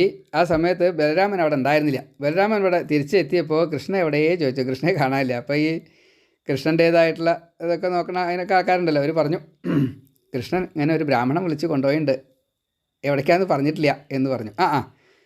അപ്പോൾ ഒന്ന് മനനം ചെയ്തപ്പോൾ മനസ്സിലായി, ഇതെന്താ അങ്ങനെ ഒറ്റയ്ക്ക് എന്നോട് പറയാതെ കണ്ട്. അവിടെ കൃഷ്ണദ്വിട്ട് ആയിട്ടുള്ള രുക്മിമാർ ഉണ്ടല്ലോ, പിന്നെന്താ എന്നോട് പറയാതെ കണ്ട് ഇങ്ങനെയുള്ള കാര്യത്തിന് പോണേ. പിന്നെ ഒന്നാമത് ഇങ്ങനെ കല്യാണത്തിൻ്റെ കാര്യത്തിൽ കാരണന്മാരിരിക്കുമ്പോൾ അനന്തരമക്കൾ ഒരുമിച്ച് ഒറ്റയ്ക്ക് ചെയ്യുക, അതൊന്നും പാടില്ലല്ലോ. വേഗം അവിടെ ചില പ്രശ്നങ്ങൾ ഉണ്ടാവാൻ സാധ്യതയുണ്ട് എന്ന് കണക്കാക്കിക്കൊണ്ട് സൈന്യത്തെ വിളിച്ചു. ഒരു അക്ഷൗഹിണി സൈന്യത്തിനെ വിളിച്ചു. അത്രേ എല്ലാവരും വരൂ, കണ്ണടയ്ക്കൻ, രാമൻ്റെ ആജ്ഞയാണ്. അങ്ങനെ കണ്ണടച്ചു. യോഗശക്തി കൊണ്ട് ഈ ബലരാമൻ താനും ഈ അക്ഷൗഹിണി സൈന്യവും കൃഷ്ണൻ എത്തുന്നതിൻ്റെ മുന്നേ കുണ്ടിനപുരത്തേക്ക് എത്തിയെന്നാ. കൃഷ്ണൻ അവിടെ ചെന്നപ്പോൾ രാമനും ഉണ്ട്, ഈ സൈന്യമുണ്ട്. എന്താ കൃഷ്ണൻ എന്നോട് പറയാണ്ട് വന്ന്? അല്ല ചേട്ടാ, ഞാനത് എന്തായാലും നാണിച്ചു, ഒന്നും മിണ്ടിയില്ല, തലയൊക്കെ ചൊറിഞ്ഞ് ഒന്ന് നമസ്കരിച്ചു. ഏതായാലും ഇങ്ങനെയൊന്നും വേണ്ട കേട്ടോ, എന്നോട് പറഞ്ഞിട്ടൊക്കെ ചെയ്താൽ മതി എന്നൊക്കെ പറഞ്ഞ് ആശ്വസിപ്പിച്ചു. ഇനിയൊന്നും ചിന്തിക്കണ്ട, ഇത് ഏറ്റു ഞാൻ, വേണ്ടത് എന്തൊക്കെ വെച്ചാൽ അതിന് ഞാൻ തീരുമാനിച്ചോളൂ, അതുപോലെയൊക്കെ ചെയ്യാം എന്നായി. ഏതായാലും കൃഷ്ണൻ അവിടെ എത്തി എന്നുള്ള വിവരം ഭീഷ്മകന് മനസ്സിലായി. രാമനും കൃഷ്ണനും കല്യാണം കാണാൻ വേണ്ടിയിട്ട് വന്നിട്ടുണ്ട് എന്ന് കണക്കാക്കിയപ്പോൾ അവർക്ക് താമസിക്കാൻ പ്രത്യേകമായിട്ടുള്ള സ്ഥലം കൊടുക്കണ്ടേ? ധൃതി പിടിച്ചിട്ട് വരന് വേണ്ടിയിട്ട് തയ്യാറാക്കിയിട്ടുള്ള അതേ സ്ഥലത്ത് തന്നെ കൊണ്ടുപോയിട്ട് താമസിപ്പിച്ചു. ഇതറിഞ്ഞിട്ടില്ല, അത് എല്ലാവർക്കും അറിയാം, പക്ഷേ അബദ്ധത്തിൽ പറ്റിപ്പോയതാ. ഏതായാലും കൃഷ്ണനെ വരന് മറ്റേ താമസിക്കേണ്ടതായിട്ടുള്ള ആ കെട്ടിടം തന്നെ ആ കൊട്ടാരം തന്നെ കൊടുത്തു. ശിശുപാലൻ്റെ കൊട്ടാരത്തിൽ എങ്ങനെയാ വെച്ചാൽ ശിശുപാലന് നേരെ ആവാൻ വേണ്ടിയിട്ട് ദമഘോഷനും ഇവരെല്ലാവരും എത്രയാ ചോദിച്ചാലും ശരി, അനവധി അച്ഛനും പരമ്പര മുഴുവൻ അങ്ങനെ എല്ലാവരും നേരെയാവട്ടെ വിചാരിച്ച് കുരുത്തം കെട്ടിയ ആളാണ്. അപ്പോൾ അതുകൊണ്ട് അച്ഛൻ അങ്ങനെയല്ല, അച്ഛൻ നല്ല ആളാണ്. അപ്പോൾ അതുകൊണ്ട് നേരെയാവട്ടെ വിചാരിച്ച് അനവധി ദാനധർമ്മങ്ങളും മറ്റു കാര്യങ്ങളൊക്കെ ചെയ്തു. അതിന് ശേഷമാണ് ശിശുപാലൻ്റെ ഇങ്ങോട്ടുള്ള വരവ്. അപ്പോഴേക്കും കൃഷ്ണൻ രാമനൊക്കെ ഇവിടെ എത്തിയേർക്കണം. ഇത് മനസ്സിലായി, കൃഷ്ണൻ രാമനൊക്കെ എത്തി എന്നുള്ളത് മനസ്സിലായി. അപ്പോൾ അതുകൊണ്ട് കാണാതെ കണ്ട് ഇരിക്കാനും കുറച്ചൊരു വട്ടം ജലസൂത്ര വഴികളൊക്കെ ഉണ്ട്. നേരിട്ട് അവരുടെ സംഘത്തിൽ തന്നെ ചെന്ന് ചേരുകയും ചെയ്തു. ഈ സമയത്ത് രുക്മിണിക്ക് വല്ലാത്ത വിഷമായി. കാരണം ഇത്രയും കൂടുതൽ എത്രയോ പുണ്യകർമ്മങ്ങൾ ഞാൻ ചെയ്തിട്ടുണ്ട്. എന്തുകൊണ്ടാണ് എൻ്റെ ഈ സന്ദേശം കൃഷ്ണൻ സ്വീകരിക്കാഞ്ഞത്? ബ്രാഹ്മണൻ അവിടെ എത്താൻ വൈകിയതാണോ? വഴി തെറ്റിയോ? പലതും ചിന്തിച്ചുകൊണ്ടിരിക്കുക. പിന്നെ ഞാൻ ചെയ്യുന്ന പ്രവൃത്തികളൊന്നും ദേവന്മാർ സ്വീകരിച്ചിട്ടില്ലായിരിക്കുമോ? ബ്രാഹ്മണരെ ഇഷ്ടപ്പെട്ടിട്ടല്ലായിരിക്കുമോ സ്വീകരിക്കുന്നത്? എൻ്റെ എന്തെങ്കിലും തെറ്റുകൾ ഉണ്ടാവുമോ? ഇങ്ങനെ അനവധി ആത്മവിമർശനം ചെയ്യുക. അപ്പോൾ ആ സമയത്ത് ഇടത്തെ കണ്ണ് തുടിക്കാൻ തുടങ്ങി. ഇടത്തെ കാല്, ഇടത്തെ ഭാഗത്ത് സ്ത്രീകളുടെ തുടിച്ചു കഴിഞ്ഞാൽ അങ്ങനെയാണല്ലോ, അനുകൂലമായിട്ടുള്ള ലക്ഷണങ്ങളൊക്കെയാണല്ലോ വരിക. വളരെ ഉത്തമത്തോടു കൂടിയിട്ട് തന്നെ എന്തോ നല്ലത് വരാനുണ്ട് എന്ന് വിചാരിക്കുമ്പോഴേക്കും ആ ബ്രാഹ്മണൻ നേരിട്ട് വന്നു. ഇതാ കൃഷ്ണൻ എത്തിയിട്ടോ, പേടിക്കണ്ട. ഈ സന്ദേശം അങ്ങോട്ട് കേട്ടതോട് കൂടിയിട്ട് ആ ബ്രാഹ്മണനെ അങ്ങോട്ട് നമസ്കരിച്ചു. എങ്ങനെയാണ് നമസ്കരിച്ചതെന്നല്ലേ? ലക്ഷ്മിയാണ് രുക്മിണിയെ. ബ്രാഹ്മണനാച്ചാൽ ഒന്നും വേണ്ടാത്തയാൾ, നിഷ്കിഞ്ചനാണ്. അപ്പം അതുകൊണ്ട് ഈ ബ്രാഹ്മണൻ ഈ രുക്മിണിയോട് ഈ സന്ദേശം കൊടുത്തപ്പോൾ രുക്മിണി പെട്ടുപോയി. എന്ത് കൊടുത്താലും വാങ്ങില്ല ഈ ബ്രാഹ്മണൻ. ഇപ്പം എന്താ ചെയ്യുക? അതുകൊണ്ട് ഞാനിതാ എന്നെ നമസ്കരിക്കുന്നു. അങ്ങേക്ക് പ്രിയം എന്താണ് തരേണ്ടതായിട്ടുള്ളത് അതെനിക്കറിയാത്തത് കൊണ്ട് പ്രിയം അന്യെന്ന നാമസാ. ഇത് കണക്കാക്കിക്കൊണ്ട് ആ ലക്ഷ്മി എന്താ ചേർത്തോളൂ കേട്ടോ, ഞാൻ ഇതാ അങ്ങയ്ക്ക് വേണ്ടിയിട്ട് എന്നെ ഞാൻ സമർപ്പിക്കണം എന്ന് പറഞ്ഞുകൊണ്ട് ആ ബ്രാഹ്മണനെ നമസ്കരിച്ചു. ബ്രാഹ്മണൻ പറഞ്ഞു അതൊന്നും സാരില്ല, കാര്യം നടക്കട്ടെ എന്നെല്ലാം പറഞ്ഞു. അങ്ങനെ ഇരിക്കുമ്പോഴേക്കും നാട്ടുകാരൊക്കെ ഈ കൃഷ്ണൻ വന്നിട്ട് രാമൻ വന്നിട്ട് കാണണം എന്നൊക്കെ വിചാരിച്ച് കൃഷ്ണനെ കണ്ടു. വരനാന്ന് ഈ കൃഷ്ണൻ തന്നെ വേണട്ടോ രുക്മിണിക്ക് വരനായിട്ട്. കാരണം അത്രയും കൂടുതൽ സൗന്ദര്യം രണ്ടുപേർക്കും. ശിശുപാലനായ നേരെയാവില്ല, സൗന്ദര്യം ശരിയല്ല, അതേപോലെ സ്വഭാവം ശരിയല്ല. അപ്പോൾ ഈ പൗരന്മാർക്കൊക്കെ ഒരു തോന്നൽ തോന്നിയിത്രേ. കാരണം ഈ വിവാഹം നടക്കണം വെച്ചാൽ രാജാവ് മാത്രം കൂട്ടിയാൽ പറ്റും തോന്നില്ല. കാരണം ഈ കൃഷ്ണദിട്ട് അവർ വലിയ സംഘമാണ്. അതുകൊണ്ട് ഇവരുടെ പുണ്യം മുഴുവൻ ഭഗവാന് വേണ്ടി സമർപ്പിച്ചു. എന്നിട്ട് ഈ കല്യാണം നന്നായിട്ട് നടക്കട്ടെ, അതിനു വേണ്ടി ഞങ്ങളുടേതായത് മുഴുവൻ ഭഗവാന് സമർപ്പിക്കുന്നു കേട്ടോ എന്നെല്ലാം പറഞ്ഞു. അങ്ങനെ വിവാഹത്തിൻ്റെതായിട്ടുള്ള ആ തലേ ദിവസം യാത്രയാവുകയാണ്. അമ്പലത്തിലേക്ക് അണിഞ്ഞൊരുങ്ങിക്കൊണ്ട് സർവ്വാഭരണ വിഭൂഷിതയായിക്കൊണ്ട് പ്രത്യേകമായിട്ട് ചില വിക്ഷേപങ്ങളോട് കൂടിയിട്ട് മൂടുപടമൊക്കെ ഇട്ടുകൊണ്ട് ഈ താലിസൂത്രം, ഫലം, അനവധിയുണ്ട്. ഇതിനൊരു ക്രമമൊക്കെ ഉണ്ട്. അഷ്ടമംഗല്യം വേണം, തോഴിമാർ വേണം, വൃദ്ധ ബ്രാഹ്മണ സ്ത്രീകൾ വേണം കൂടെ. അതേപോലെ വഴി കാട്ടാനായിട്ട് വിളക്ക് കാര്യങ്ങളൊക്കെ വേണം. വഴി കാണാനായിട്ടോ കണ്ണ് കാണാനായിട്ടോ അല്ല, അഗ്നിസാക്ഷി എന്നുള്ള നിലയ്ക്കാണ്. ദേവനെ കാണാൻ പോകുമ്പോൾ അയനുവേണ്ട സമയത്ത് ഈ ഒരു അനുവാദം വാങ്ങാൻ വേണ്ടിയിട്ട് പോകുമ്പോൾ അതിനൊക്കെ ചില നിയമങ്ങളൊക്കെ ഉണ്ട്. അപ്പോൾ ആ നിയമങ്ങളെയൊക്കെ പാലിച്ചുകൊണ്ട് ഫലമുണ്ട്, താമ്പൂലുണ്ട്, അരി, നെല്ല് തുടങ്ങിയിട്ടുള്ള ധാന്യവർഗ്ഗങ്ങളെല്ലാം ഉണ്ട്, നവധാന്യങ്ങളൊക്കെ ഉണ്ടാവും. അപ്പോൾ എന്തായാലും ഇങ്ങനെയൊക്കെ നന്നായിട്ട് തന്നെ നാമം ജപിച്ചുകൊണ്ടും അതേപോലെ മൗനം ദീക്ഷിച്ചുകൊണ്ടും ഈ രുക്മിണി മൂടി പൊതിച്ചുകൊണ്ട് എന്നാൽ സർവ്വാലങ്കൃത ആഭരണ വിഭൂഷിതയായിട്ട് പാർവതിയെ ചെന്ന് കാണാൻ പോവുകയാണ്, നമസ്കരിക്കാൻ വേണ്ടി പോവുകയാണ്, അല്ലെങ്കിൽ തൊഴാൻ വേണ്ടി പോവുകയാണ്. ഇപ്പോൾ ഇവിടെ സന്തോഷത്തിലാണ് നിൽക്കുന്നത്. കൃഷ്ണനെ കണ്ടിട്ടില്ല എന്ന് മാത്രമേ ഉള്ളൂ. അങ്ങനെ യാത്രയാവുന്നു. പിന്നിൽ കുറച്ച് ബ്രാഹ്മണ സ്ത്രീകളുണ്ട്, അതേപോലെ കുറച്ച് പാറാവുകാരുണ്ട്, തോഴിമാരുണ്ട്, അങ്ങനെയൊക്കെ ഉണ്ട്. അങ്ങനെ അവിടെ ചെന്നു. മഹാദേവന് പ്രത്യേകമായിട്ടുള്ള പൂജാകാര്യങ്ങൾ, അലങ്കാരങ്ങളൊക്കെ ചെയ്തു. അങ്ങനെ ഒക്കെ രാജകീയമായിട്ടുള്ള എല്ലാ അവസ്ഥകളും ഉണ്ട്. അവിടെ ചെന്നു പ്രാർത്ഥിച്ചു. നമസ്തേ ത്വാംബികേ ഭീക്ഷണം സ്വസന്താനയുതാം ശിവാം ഭൂയാത് പതിർമേ ഭഗവാൻ കൃഷ്ണ തത് അനുമോദതാം. എനിക്ക് ഭക്തൻ എൻ്റെ ഭക്തിയിൽ, അതായത് ഉമാദേവി അല്ലെങ്കിൽ പാർവതി, ശിവൻ്റെ പത്നി അല്ലെങ്കിൽ സുബ്രഹ്മണ്യൻ്റെയും ഗണപതിയുടെ അമ്മ, എനിക്ക് ഈ ഭക്തി ഉണ്ടെങ്കിൽ ഈ ഭഗവാനുമായിട്ട് ചേരാനുള്ള അനുവാദത്തെ തരണം, എൻ്റെ ഭർത്താവായിട്ട് കൃഷ്ണനെ തന്നെ തരണം കേട്ടോ എന്നെല്ലാം പ്രാർത്ഥിക്കുന്നതായിട്ടുള്ള മന്ത്രങ്ങൾ ഒറ്റ മന്ത്രമേ പറഞ്ഞിട്ടുള്ളൂ വെച്ചാലും അത് ഒറ്റ മന്ത്രം അല്ലാത്രേ, എന്തായാലും കുഴപ്പമില്ല. അങ്ങനെ പ്രാർത്ഥിച്ചു. താലി പൂജ മറ്റു കാര്യങ്ങളെല്ലാം കഴിഞ്ഞു, അനുവാദം കിട്ടി. മൗനദീക്ഷ, ഈ പ്രദക്ഷിണം നമസ്കാരമൊക്കെ കഴിഞ്ഞതിന് ശേഷം തീർത്ഥപ്രസാദം നദിക്കാൻ സേവിക്കാനൊക്കെ കണക്കുണ്ട്. അതെല്ലാം കഴിഞ്ഞ് പുറത്തേക്ക് ഇറങ്ങിയപ്പോൾ മൗനം വെടിയാറായി. അങ്ങനെ തൻ്റെ ഈ ആലഭാരത്തോട് കൂടിയിട്ട് പുറത്തേക്ക് ഇറങ്ങിയപ്പോൾ രുക്മിണി ഇങ്ങനെ തൊഴാൻ പോയിട്ടുണ്ട് എന്ന് രാജാക്കന്മാർ കേട്ടപ്പോൾ ഈ മറ്റേ കല്യാണം കഴിക്കാൻ വേണ്ടിയിട്ട് ഉത്സാഹത്തോട് കൂടിയിട്ട് എനിക്ക് വേണം എന്നുള്ള താല്പര്യത്തോടു കൂടി വന്ന എല്ലാവരും ഈ വഴിവാക്കിലാണ് നിന്നു. ചിലർ കുതിരപ്പുറത്താണ്, ആനപ്പുറത്താണ്, മറ്റേ പലതരത്തിലാണ്, രഥത്തിലോ പലതുണ്ട്. ഏതായാലും എല്ലാവരും കൂടി വഴിക്ക് നിൽക്കുന്നുണ്ട്. രുക്മിണി പുറത്തേക്ക് നോക്കിയപ്പോൾ ഈ കാമികളെ മാത്രമേ കാണാറുള്ളൂ. ഇതെന്തൊരു കഷ്ടം, കൃഷ്ണനെന്ന് കാണാൻ അപ്പോൾ എന്താ ചെയ്യുക? അപ്പോൾ ആകെ മുടി പോച്ചുകൊണ്ടാണല്ലോ നിൽക്കണത്. അപ്പോൾ നെറ്റിയിലേക്ക് ഇങ്ങനെ മുടി വന്നിട്ടുണ്ട്, അതിങ്ങനെ കണ്ണിലേക്ക് വരുന്നുണ്ട് എന്ന് സ്വയമേവ തോന്നിപ്പിച്ചു. മുഖം ഒന്ന് കണ്ടോട്ടെ വിചാരിച്ച മൂട് പോലെ ലേശം ഒന്ന് മാറ്റി ഈ കണ്ണിന്ന് മറ്റേ മുടി മാറ്റുക എന്നുള്ളതിലേക്ക് ഒന്ന് ഇങ്ങനെ വകഞ്ഞ് മാറ്റിയത്രേ. ഈ രുക്മിണിയുടെ സൗന്ദര്യം, ഈ മുഖ സൗന്ദര്യം, അതേപോലെ നടത്തത്തിൻ്റെ ചില പ്രത്യേകതകൾ, അംഗവിക്ഷേപങ്ങൾ, അതൊക്കെ രാജാക്കന്മാരെല്ലാവരും കണ്ടതോട് കൂടിയിട്ട് ഭ്രമിച്ച് അവർ ആനപ്പുറത്തുനിന്ന് വീണു, കുതിരപ്പുറത്തുനിന്ന് വീണു, തേരുന്ന് വീണു, എവിടേക്കാണ് നിൽക്കണമെന്ന് വെച്ചാൽ അവിടെ നിന്നൊക്കെ വീണു. അപ്പോൾ വഴി മുഴുവൻ ക്ലിയറായി എന്ന് സാരം. അകലുണ്ട് കൃഷ്ണൻ നിൽക്കണു. നന്നായിട്ട് തന്നെ ആ കൃഷ്ണനെ ഒന്ന് കണ്ടു. കണ്ടതോട് കൂടിയിട്ട് സമാധാനമായി. രക്ഷപ്പെട്ടു. കണ്ടാൽ പിന്നെ എന്താ തോന്നുക? അതായത് ആദ്യത്തെ അധ്യായത്തിൽ സ്മരണം ആണ്, രണ്ടാമത്തെ അധ്യായത്തിൽ ഈ സ്മരിക്കുക, മറ്റേ വരിക്കുക, ഹരിക്കുക. അവിടെ രണ്ടാമത്തെ അധ്യായത്തിൽ ഹരിക്കുകയാണ്. അപ്പോൾ ഇനി ഹരണത്തിന് മുന്നേ ആയിട്ടുള്ള ഒരു ലജ്ജയാണ് അവിടെ നടക്കുന്നത്. ഈ ലജ്ജയോട് കൂടിയിട്ട് അങ്ങോട്ട് നോക്കാൻ നിർത്തിയില്ല. അപ്പോൾ എന്തായി?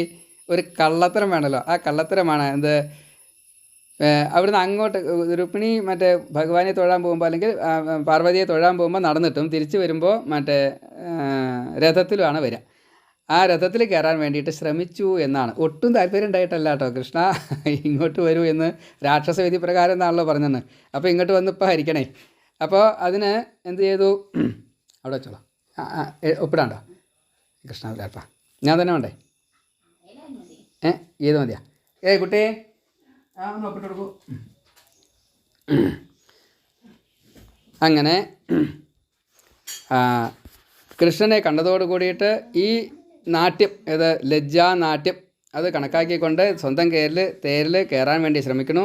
ഭഗവാൻ അപ്പോൾ വേഗം തന്നെ വന്ന് കൊനുഗമിഷ്യതി ചന്ദ്രമുഖി പറഞ്ഞു. എവിടേക്കാണ് പോണേ? വരൂ. കൈ കൊണ്ട് പിടിച്ചു, തൻ്റെ രഥത്തിലാണ് കയറ്റി വായു വേഗത്തിലാണ് വിട്ടു. ഈ കാമികളായിട്ടുള്ള എല്ലാ രാജാക്കന്മാരും ഒരേപോലെ ഇങ്ങനെ കാത്തിരിക്കുക. അവർക്ക് ആകെ അബദ്ധമായി. ശിശുപാലാദികളുണ്ട്, എല്ലാവരും ഇപ്പം കിട്ടണം വിചാരിച്ചിരിക്കുകയാണ്. ഇപ്പം കിട്ടും എന്ന് വിചാരിച്ചിരിക്കുകയാണ്. കൃഷ്ണൻ അങ്ങോട്ട് പോയതോട് കൂടിയിട്ട് ഇവർ യുദ്ധം ചെയ്യാമെന്നുള്ള നിലയ്ക്ക് നിന്നപ്പോൾ രാമൻ തടസ്സമായിട്ട് നിന്നു. തൻ്റെ ഒലയ്ക്ക കൊണ്ടും കലപ്പ കൊണ്ടും പിന്നെ സൈന്യത്തെ കൊണ്ടും എല്ലാവർക്കും കൊടുക്കേണ്ടത് എന്തൊക്കെയാച്ചാൽ ഒക്കെ കൊടുത്തു. അങ്ങനെ അടിക്കിനെ കിട്ടിയിട്ട് ഓരോരുത്തർക്ക് എത്രത്തോളം എന്ന് ചോദിച്ചാൽ ശരി അത്രത്തോളം വിഷമിക്കുകയും ചെയ്തു. കൃഷ്ണൻ കടത്തിക്കൊണ്ടുപോയി എന്ന് കണ്ടതോട് കൂടിയിട്ട് ശിശുപാലന് ജീവിതം തന്നെ നഷ്ടമായി എന്ന് തോന്നിയത്രേ. വല്ലാത്തൊരു ദുഃഖമാണ്. മാത്രമല്ല അടി കൊണ്ടതിൻ്റെ എല്ലാവിധ വിഷമങ്ങളും ഉണ്ട്. ഏതായാലും രുക്മി ഇതൊന്നും കണക്കാക്കിയില്ല. ഇപ്പം തന്നെ ഞാൻ ആ കൃഷ്ണനെ തോൽപ്പിക്കും, എൻ്റെ പെങ്ങളെ ഞാൻ അങ്ങോട്ട് കൊണ്ടുവരും എന്ന് പറഞ്ഞിട്ട് ഓടി. ഒറ്റയ്ക്ക് കുതിരപ്പുറത്താണ് കയറിപ്പോയത്. ഏതായാലും അവിടെ ചെന്നു കൃഷ്ണനുമായിട്ട് യുദ്ധം ചെയ്യണു. യുദ്ധം എന്നൊക്കെ പറഞ്ഞു കഴിഞ്ഞാൽ അങ്ങോട്ട് പ്രയോഗിക്കുന്നൊന്നും കാര്യമില്ലാതെ കണ്ടും ഏതായാലും കൃഷ്ണൻ ഈ രുക്മിയെ പിടിച്ച് മറ്റേ വധിക്കാനുള്ള ശ്രമത്തോട് കൂടിയിട്ട് പിടിച്ചു എന്നാണ്. അപ്പോൾ രുക്മിണി പറഞ്ഞു, എൻ്റെ ഏട്ടനാണ് കേട്ടോ, വധിക്കരുത്, മംഗളകർമ്മ നടക്കാൻ പോണത്, പെലയാവും. അപ്പോൾ അതുകൊണ്ട് കൊല്ലണ്ട, എൻ്റെ ഏട്ടനല്ലേ, അതുകൊണ്ട് ഞാനും ഏട്ടനും തമ്മിൽ അങ്ങേക്ക് വ്യത്യാസങ്ങളൊന്നുമില്ലല്ലോ, സമഭാവനക്കല്ലേ ഒക്കെ സൂചിപ്പിച്ചു എന്നാണ്. ഏതായാലും കൊല്ലരുതേ എന്ന് പ്രാർത്ഥിച്ചു. അപ്പോൾ ആ രുക്മിയുടെ തലയിൽ പകുതി രോമാക്കി മറ്റേ വസ്ത്രങ്ങളൊക്കെ ഇല്ലാണ്ടാക്കി ഏതായാലും ചിത്രവധം ചെയ്തുകൊണ്ട് കെട്ടിയിട്ടു എന്നാണ്. അപ്പോഴേക്കും രാമൻ ഇവരെല്ലാവരെയും തോൽപ്പിച്ചുകൊണ്ട് രാമൻ അവിടെ എത്തിയപ്പോൾ രുക്മി ഇങ്ങനെ അബദ്ധമായിട്ട് നിൽക്കുന്നുണ്ട് തലയും താത്തിയിട്ട്. കൃഷ്ണനാച്ച യാതൊരു ഭാവവ്യത്യാസമില്ല, രുക്മിണി ആഴ്ച കരഞ്ഞും കൊണ്ടായിരിക്കണത്. ഇത് രാമന് സഹിച്ചില്ല. എന്താ കൃഷ്ണൻ അങ്ങനെയൊക്കെ ചെയ്യാൻ കാരണം? അങ്ങനെയൊക്കെ ചെയ്യാൻ പാടുമോ? നിൻ്റെ അളിയനാവേണ്ട ആളല്ലേ, അപ്പോൾ അതിനെ ബഹുമാനിക്കണ്ടേ, ഇങ്ങനെയാ ചെയ്യുക എന്നൊക്കെയായി. രുക്മിണിയോട് പറഞ്ഞു, എങ്ങനെ ദുഃഖിക്കണ്ട കേട്ടോ, ഈ ക്ഷത്രിയ ധർമ്മം ഇങ്ങനെയൊക്കെയാണ്. പെണ്ണിന് വേണ്ടിയിട്ട് ഭൂമിക്ക് വേണ്ടിയിട്ടൊക്കെ കുറച്ച് യുദ്ധമൊക്കെ ചെയ്യും. അത് ക്ഷാത്രധർമ്മമല്ലേ, രുക്മിണിക്ക് അറിയില്ലേ, അത് സാരില്ല എന്നൊക്കെ കുറച്ച് ന്യായങ്ങളെയും അനവധി കാര്യങ്ങളെ അവിടെ തമ്മിൽ പറഞ്ഞു. അതെല്ലാം കേട്ടു. അതിനുശേഷം രുക്മിണിയെ കൊണ്ടുപോകാനും അതേപോലെ തന്നെ രുക്മിയെ ഒഴിവാക്കാനും ഉള്ള തീരുമാനം എന്നുവെച്ചാൽ ബലരാമനിലാണ് നിശ്ചയിക്കപ്പെട്ടു. കൃഷ്ണൻ അതിനെ തടുത്തൂല. ഈ രുക്മിണിയെ കൊണ്ടുപോയ സമയത്ത് ബലരാമൻ മറ്റ് എല്ലാവരോടുമായിട്ട് ഉറക്കെ പ്രഖ്യാപിച്ചു, എല്ലാവരെയും ക്ഷണിക്കുക എന്ന നിലയ്ക്കാണ്. വിവാഹം നിശ്ചയിച്ച മുഹൂർത്തത്തിൽ തന്നെ നടത്തും. വരൻ വ്യത്യാസമുണ്ട്, വേദി വ്യത്യാസമുണ്ട്. ശിശുപാലനല്ല, എൻ്റെ അനുജൻ കൃഷ്ണനാണ്, ദ്വാരകാനാഥനാണ്. ദ്വാരകയിൽ വെച്ചിട്ടാണ് കല്യാണം. എല്ലാവരും ഇപ്പോൾ തന്നെ വിവാഹത്തിന് പങ്കെടുക്കാൻ വേണ്ടി വരിക. പിന്നെ വിവാഹം വിസ്തരിച്ച് എത്ര ദിവസമാണെന്നുള്ളതില്ല കേട്ടോ, 4 40 40 അത്രയേ ഉള്ളൂ. വിവാഹം കഴിഞ്ഞ് സന്തോഷമായിട്ട് എല്ലാവരും മടങ്ങി വരാവോ എന്നുള്ള ഏർപ്പാടുകളൊക്കെ അവിടെ ചെയ്തിട്ടുണ്ട് എന്നെല്ലാം പ്രഖ്യാപിച്ചുകൊണ്ടാണ് യാത്രയായിട്ട് വന്നതും. പിന്നെ അവർ എല്ലാവരും കൂടിയിട്ട് ഈ ദ്വാരകയിലേക്ക് എത്തി. അവിടെ രുക്മിണിയുടെ ഈ ഒരു ജാള്യത, ഇത് വല്ലാത്തൊരവസ്ഥയെ പോയി. അപ്പോൾ രുക്മിണി ഒരു പ്രതിജ്ഞ ചെയ്തു, ഇനി ഞാൻ എൻ്റെ രാജ്യത്തേക്ക് പോകില്ല. സത്യം, എൻ്റെ ശത്രുവായിട്ടുള്ള കൃഷ്ണനെ വധിച്ച് രുക്മിണിയെ ഞാൻ സ്വീകരിച്ച് രുക്മിണിയെ മോചിപ്പിച്ച് എൻ്റെ കൊട്ടാരത്തിലേക്ക് കൊണ്ടുവന്നാൽ അല്ലാതെ ഞാൻ ഈ കുണ്ടിനപുരത്തിലേക്ക് ഇനി പ്രവേശിക്കില്ല എന്ന് സത്യം ചെയ്തു. ആ സമയത്ത് ഇവിടെ ഭോജഘട്ടം എന്ന ഒരു പ്രദേശത്ത് കൊട്ടാരമൊക്കെ കെട്ടി അവിടെ താൽക്കാലികമായിട്ടൊരു പിന്നെ മരണം വരെ അവിടെ വേണ്ടി വന്നു എന്നാ.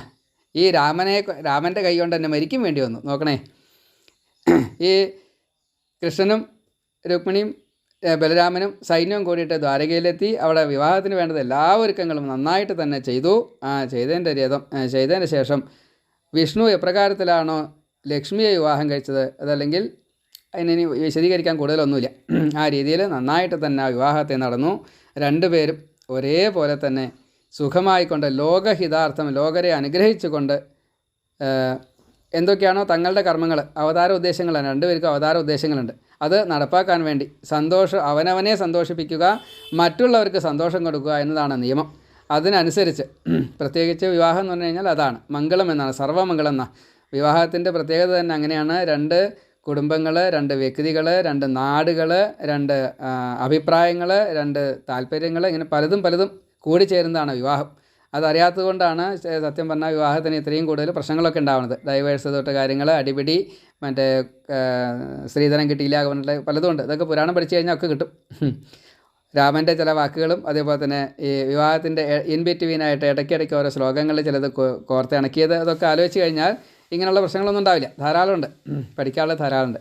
അപ്പോൾ ഈ ലോകഹിതാർത്ഥം രണ്ടുപേരും ഒരേപോലെ വിഷ്ണുവിനെ പോലെ ലക്ഷ്മിയെ പോലെ ഈ രുക്മിണി കൃഷ്ണന്മാർ ദ്വാരകയിൽ നന്നായിട്ട് തന്നെ വസിച്ചു എന്നീ പ്രകാരം പറഞ്ഞുകൊണ്ട് ആ അധ്യായത്തെ അവിടെ വിവാഹം എന്നുള്ള നിലയ്ക്ക് അവിടെ അവസാനിപ്പിക്കുന്നു. അതിനുശേഷം പ്രദ്യുമ്ന ഉൽപ്പത്തിയാണ് പിന്നീടുള്ള അധ്യായത്തിൽ പറഞ്ഞത്. ഈ പ്രദ്യുമ്നൻ ആദ്യത്തെ ഉണ്ണിയാണ്. കാമദേവന് ശിവൻ്റെ തൃക്കണ്ണിൽ നിന്ന് ഉള്ള അഗ്നി കൊണ്ട് പാർവതിയെ പരിണയിക്കുന്നതിന് തൊട്ട് മുന്നേ ആയിട്ടുള്ളൊരു രംഗത്തിൽ ഈ കാമദേവന് ദേവന്മാരുടെ ഇന്ദ്രൻ്റെ ഒക്കെ എല്ലാവരുടെയും പ്രേരണ കൊണ്ട് ഒരു കരിമ്പ് വില്ലിൽ 5 പൂശരങ്ങളെ വിട്ട് കഴിഞ്ഞപ്പോൾ മഹാദേവൻ്റെ മേൽ കൊണ്ടില്ലേ ചോദിച്ചാൽ അതിശയില്ല കേട്ടോ. ഏതായാലും മഹാദേവന് ചുണ്ടി വന്നു, 3ാം തൃക്കണ്ണൊന്ന് തുറന്നു, കാമദേവൻ്റെ ശരീരം നഷ്ടപ്പെട്ടു, അനങ്കൻ എന്ന രീതിയിലായിപ്പോയി. അപ്പോൾ അതിന് മഹാദേവൻ തന്നെ വരം കൊടുത്തു അത്രേ. അതായത് ഇനി ഈ ഭഗവാൻ ശ്രീകൃഷ്ണനായിട്ട് വരും, ആ സമയത്ത് ശ്രീകൃഷ്ണൻ്റെയും ലക്ഷ്മിയുടെയും രുക്മിണിയുടെയും മകനായിക്കൊണ്ട് അങ്ങേക്ക് ശരീരം കിട്ടും കേട്ടോ എന്നെല്ലാം അന്ന് പറഞ്ഞിട്ടുണ്ടായിരുന്നു. ആ കൂട്ടത്തിൽ ഇവിടെ അത് കാമദേവൻ പ്രദ്യുമ്നനായിട്ട് ജനിച്ചു എന്നാണ്. ജനിച്ച വഴിക്ക് തന്നെ ഈ മറ്റൊരു അസുരൻ ഇതേപോലെ ഉണ്ടായിരുന്നു, ശിവഭക്തനാണ്. അദ്ദേഹം വരം വാങ്ങിയത് എങ്ങനെയാ വെച്ചാൽ കൃഷ്ണൻ്റെയും രുക്മിണിക്കും മറ്റേ ഗുരുവായൂരപ്പ അങ്ങനെയല്ല, ഈ കാമദേവന് ശരീരം കിട്ടി, ആ കാമദേവൻ എന്നെ വരിച്ചോട്ടെ എന്നാണ് പറഞ്ഞത്. അപ്പോൾ അതുവരെ ഇനി കാമദേവന് ശരീരം കിട്ടില്ലല്ലോ എന്ന് വിചാരിച്ചുകൊണ്ട് അങ്ങനെയാണ് ഇരുന്നായിരുന്നത്. അപ്പോഴാണ് ഈ കൃഷ്ണനും രുക്മിണിക്കും കാമദേവൻ മകനായി പിറന്നു എന്ന് നാരദൻ വഴി മനസ്സിലായത്. അപ്പോൾ ജനിച്ച വഴിക്ക് തന്നെ മായ കാണിച്ചുകൊണ്ട്, ആസുരിക മായയാണ്, ആ മായ കാണിച്ചുകൊണ്ട് ഈ രുക്മിണിയുടെ പുത്രനെ പ്രദ്യുമ്നനെ കൊണ്ടുപോണ വഴിക്ക് സൗന്ദര്യം, കാമദേവനാണ് അത്യധികം സൗന്ദര്യമാണ്. ഇത് കണ്ടപ്പോൾ കൊല്ലാൻ തോന്നിയില്ല അത്രേ. അപ്പോൾ കടലിൻ്റെ നടുക്ക് കൂടെയായി പോണത്. വലിയ തിമിംഗലകൾ ഇങ്ങനെ താഴെ കാണാനുണ്ട്. അപ്പോൾ ആ തിമിംഗലകൾ തിന്നാനായിക്കോട്ടെ വിചാരിച്ച് ഇട്ടെടുത്തു. അങ്ങനെ ശമ്പരം സുഖമായിട്ട് പോവുകയും ചെയ്തു. അപ്പോൾ ആ സമയത്ത് ഈ മത്സ്യം അതിനെ വിഴുങ്ങി. അപ്പോൾ മുക്കുവന്മാർ മത്സ്യത്തിനെ പിടിച്ചു. അത് സാധാരണഗതിയിൽ കുറച്ച് വലുതാണ്. ആ വലുതിൽ കിട്ടിക്കഴിഞ്ഞാൽ രാജാവിന് എന്തൊരു നിയമമുണ്ട്. അപ്പോൾ അതിനനുസരിച്ച് തന്നെ ഈ മുക്കുവന്മാർ അത് രാജാവിന് കൊണ്ട് കൊടുത്തു. ആ രാജാവ് നോക്കുമ്പോൾ ഈ ശമ്പരം തന്നെയാണ്. അങ്ങനെ ശമ്പരൻ്റെ അടുത്ത് ചെന്നപ്പോൾ വലിയ മത്സ്യമല്ല, എന്നാൽ നേരെ അടുക്കളയിലേക്ക് പോയിക്കോട്ടെ എന്ന് പറഞ്ഞു. അപ്പോൾ അടുക്കളയിൽ എങ്ങനെയാ വെച്ചാൽ ഈ രതീദേവി, കാമൻ്റെ ഭാര്യ, അവിടെ നാരദ പ്രേരിതമായിട്ട് അടുക്കളക്കാരിയായിട്ട് വെപ്പുകാരിത്തിയായിട്ട് അവിടെ വന്നിട്ടുണ്ട്. അപ്പോൾ ഇങ്ങനെ വരൂട്ടോ, കാത്തിരുന്നോളൂ എന്നൊക്കെ പറഞ്ഞിരിക്കുകയാണ്. അപ്പോഴാണ് ഈ മത്സ്യം അവിടെ എത്തിയതും വേഗം നാരദൻ പറഞ്ഞു, അതേ അതിൽ ഉണ്ണി വരും, വേഗം പിടിച്ചോളൂ കേട്ടോ, വളർത്തിക്കോളൂ, എന്നിട്ട് മായാവിദ്യ വേണ്ടി പഠിപ്പിക്കണം കേട്ടോ, ശമ്പരനെ കൊന്നിട്ട് വേഗം ദ്വാരയിലേക്ക് തന്നെ എത്തിക്കും വേണം, നിങ്ങൾ രണ്ടുപേരും അങ്ങോട്ട് വന്നോളൂ, ഇങ്ങനെ 18 കൊല്ലം കഴിഞ്ഞിട്ട്, 16 കൊല്ലം ഒറ്റയാണ് എന്തായാലും എന്നെല്ലാം പറഞ്ഞ് നാരദൻ പോവുകയും ചെയ്തു. അപ്പോഴാണ് ഈ മത്സ്യത്തിൻ്റെ വരവ്. മത്സ്യത്തിനെ കീറി നോക്കിയപ്പോൾ അതിലൊരു ഉണ്ണിയുണ്ട്. ആ ഉണ്ണിയെ നന്നായിട്ട് തന്നെ വളർത്തി 16 വയസ്സ് വരെ നന്നായിട്ട് കുട്ടി എന്ന നിലയ്ക്കും അതേപോലെ എല്ലാ വിദ്യാഭ്യാസങ്ങളും ഈ രതിയാൽ തന്നെ സ്വയമേവ തൻ്റെ ഭർത്താവിന് ചെയ്തു കൊടുത്തു. ഉണ്ണി എന്നുള്ള നിലയ്ക്ക് അമ്മയിൽ നിന്ന് എല്ലാ വിദ്യാഭ്യാസവും ഒടുക്കം മഹാമായിയും കൂടിയും പഠിച്ചതിൻ്റെ ശേഷം സമയം വന്നു കഴിഞ്ഞപ്പോൾ രതിക്ക് എന്തായാലും പറയുക ക്ഷമയില്ല. ഇത്രയും നേരം മകനായിട്ട് വളർത്തിയ ആ ഉണ്ണിയോട് കുറച്ച് ഭർത്താവ് എന്നുള്ള നിലയ്ക്ക് കാണിക്കാൻ തുടങ്ങി. അപ്പോൾ ഉണ്ണി ചോദിച്ചു, ഇതെന്താ അമ്മ ഇങ്ങനെയൊക്കെ? അപ്പോൾ കാര്യങ്ങളൊക്കെ വിസ്തരിച്ച് പറഞ്ഞു, ഞാൻ അങ്ങയുടെ പത്നിയാണ്, അങ്ങ് വേഗം ശമ്പരനെ കൊല്ലണം, എന്നിട്ട് നമുക്ക് ദ്വാരയിലേക്ക് പോകണം എന്നെല്ലാം പറഞ്ഞു. പിന്നൊക്കെ ക്ഷണം കഴിഞ്ഞു. ശമ്പരനെ വെല്ലുവിളിച്ചു, ശമ്പരനെ വധിച്ചു. ആ ഉണ്ണി ഇവിടെ എത്തുകയും ചെയ്തു. ഇങ്ങനെ എത്തിക്കഴിഞ്ഞോട് കൂടിയിട്ട് ഇവിടെ ഒരു കുറച്ച് കാലം ഗ്യാപ്പ് ഉണ്ടായല്ലോ. അപ്പോൾ ഈ ഗ്യാപ്പിൽ കൃഷ്ണനും രാമനും ഒന്നും ഈ പ്രദ്യുമ്നൻ കാണാതെ ആയത് പോയത് മിണ്ടിയില്ല അത്രേ. എന്ന് വെച്ചാൽ തമ്മിലൊരു അത് അങ്ങനെ വിധി അത്രയേ കണക്കാക്കിയുള്ളൂ എന്നാണ്. അതേപോലെ തന്നെ ഈ രതിയും കാമദേവനും കൂടിയിട്ട് പ്രദ്യുമ്നനും കൂടിയിട്ട് അവിടെ എത്തിക്കഴിഞ്ഞപ്പോൾ കൃഷ്ണനെ ആളെ മനസ്സിലാവായിട്ടല്ല, പക്ഷേ മിണ്ടിയില്ല. നാരദൻ വന്നിട്ട് പറയട്ടെ എന്ന് വിചാരിച്ച് കാത്തിരുന്നു. രുക്മിണിക്ക് അപ്പോഴേക്കും മുല വല്ലാതെ കണ്ട് സ്ഥന്നിങ്ങനെ ഒഴുകാൻ തുടങ്ങി. ഇതിപ്പോൾ ആരായിരിക്കും? ഈ രൂപം, പ്രായം, മറ്റു പലതും കണ്ടപ്പോൾ സൗന്ദര്യം, കൃഷ്ണൻ്റെ അതേ ഛായ, എൻ്റെ മകൻ തന്നെ ആവുമോ, അതുതന്നെ ആവേരിക്കും എന്നൊക്കെ വിചാരിപ്പിക്കും. നാരദനെത്തി കാര്യങ്ങളൊക്കെ പറഞ്ഞു, സ്വീകരിച്ചു. അങ്ങനെ സ്വീകരിച്ച് എല്ലാവർക്കും വലിയ ഒരു നിധി, കളഞ്ഞു പോയിട്ടുള്ള നിധി രണ്ടാമത് കിട്ടുക, ഒരാൾ മരിച്ചു പോയിട്ട് രണ്ടാമത് തിരിച്ചു വരിക, അങ്ങനെയൊക്കെ അയാൾ ഉള്ള എത്രയൊക്കെ സുഖമുണ്ടോ അതൊക്കെ ഉപമ അങ്ങനെ പറഞ്ഞു എന്നേ ഉള്ളൂ കേട്ടോ. അതിനേക്കാളൊക്കെ കൂടുതൽ അവർ ആനന്ദം അനുഭവിച്ചു എന്ന് പറയുകയാണ്. ഇങ്ങനെ പ്രദ്യുമ്ന ഉൽപ്പത്തി കൂടി ഈ സമയത്ത് നമ്മൾ പറയണു. ഭാഗവതത്തിൽ 55-ാമത്തെ അധ്യായത്തിൽ പറഞ്ഞിരിക്കുന്നു. ഇനി ഇവിടുന്ന് അങ്ങോട്ടുള്ളത് മറ്റ് വിവാഹങ്ങളെക്കുറിച്ചാണ്. ഇനി സെമന്തക കഥ തൊട്ടുള്ള കാര്യങ്ങൾ നമുക്ക് അടുത്ത സെഷനിൽ പറയാം. ഈ അഷ്ടമഹിഷ് ഉദ്വാഹം എന്നാണ് ഇനി അടുത്ത പ്രകരണത്തിൽ വരിക. രുക്മിണി, ജാമ്പവതി, സത്യഭാമ, കാളിന്തി, മിത്രവിന്ദ, സത്യ, ഭദ്ര, ലക്ഷ്മണ 16,100 കന്യകമാർ അപ്സര സ്ത്രീകളായിട്ട് നാരായണ മഹർഷിയുടെ അനുഗ്രഹത്തോട് കൂടിയിട്ട് ഈ നരകാസുരൻ്റെ കൊട്ടാരത്തിൽ അന്തപുരത്തിൽ ബന്ദികളായിട്ടിരിക്കുന്നുണ്ട്. അവരെ കൂടി ഭഗവാൻ വിവാഹം കഴിക്കും.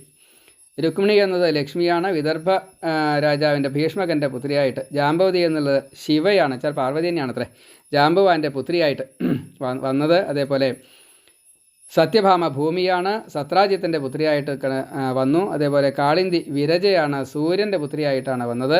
വിരജ എന്നുള്ളത് ഗോലോകത്തിലെ നദിയാണ്. അതേപോലെ മിത്രവിന്ദ മാളവ്യദേശത്തിൽ വസുദേവൻ്റെ സഹോദരിയായിട്ട് ഗംഗ ആണ് ഈ മിത്രവിന്ദയായിട്ട് വന്നത്. അവന്തി രാജധാനിയിൽ ഈ രുക്മിണി വിവാഹം പോലെ തന്നെ ഈ മിത്രവിന്ദയെ കൊണ്ടുവന്നു എന്നാണ്.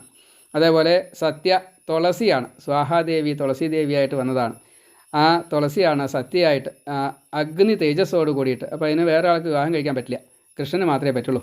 അതുകൊണ്ടാണ് ഈ മെരുക്കാൻ പറ്റാത്തതായിട്ടുള്ള മൂക്കയിറിടാത്തതായിട്ടുള്ള 7 കാളകളെ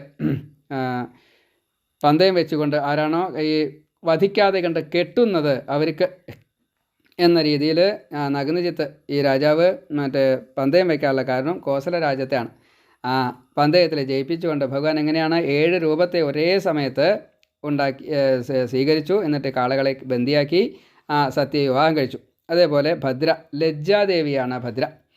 അത് ശ്രുതകീർത്തിക്ക് വസുദേവര സഹോദരിയുടെ ഉണ്ടായിട്ടുള്ള കുട്ടിയാണ്. അപ്പോൾ വസുദേവർ പറഞ്ഞു, ആ ശ്രുതകീർത്തിയുടെ മകളെ നീ പോയിട്ട് കല്യാണം കഴിച്ച് കൊണ്ടുവരണം കേട്ടോ എന്ന് പറഞ്ഞു. അങ്ങനെ ലജ്ജാദേവിയെ ഈ ഭദ്രാദേവിയായിട്ടുള്ള ലജ്ജാദേവിയെ കൊണ്ടുവന്നു. പിന്നെ ദക്ഷിണ, അത് ദക്ഷിണാദേവിയാണ്. ലക്ഷണ എന്ന പേരിൽ മദ്ര രാജകുമാരിയായിട്ട് ബൃഹൽസേനൻ്റെ പുത്രിയായിട്ട് ജനിച്ചത്. ആ രാജകുമാരിയെയും ഇതേപോലെ തന്നെ കൊണ്ടുവന്നു എന്നുള്ളതാണ് ഇനി നമുക്ക് വിസ്തരിച്ച് പറയാനുള്ളത്. ആ കല്യാണത്തിന് മാത്രം ചെറിയൊരു പ്രത്യേകതയുണ്ട്.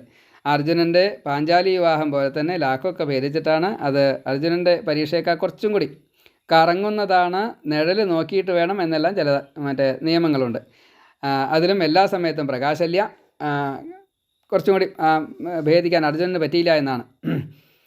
തൊട്ടുപോയി അത്രേ തരായുള്ളൂ. ആ ലാക്ക് ഭേദിച്ചു കൊണ്ടാണ് ലക്ഷ്മണ വിവാഹം കഴിച്ചതെന്നെല്ലാം ഉള്ള കാര്യങ്ങൾ നമുക്ക് വിസ്തരിച്ച് പറയാനുണ്ട്. അത് ഉച്ചയ്ക്ക് ശേഷം നമുക്ക് പറയാം. ഇപ്പോൾ ആഹാരത്തിന് ഊണഴിക്കാൻ വേണ്ടി നിർത്തിക്കൊണ്ട് ഇതുവരെയുള്ള കഥാഭാഗങ്ങളെ ഭഗവാന്റെ തൃക്കാൽക്കൽ സമർപ്പിക്കുന്നു. സർവത്ര ഗോവിന്ദനാമ സങ്കീർത്തനം. ഗോവിന്ദ ഗോവിന്ദ.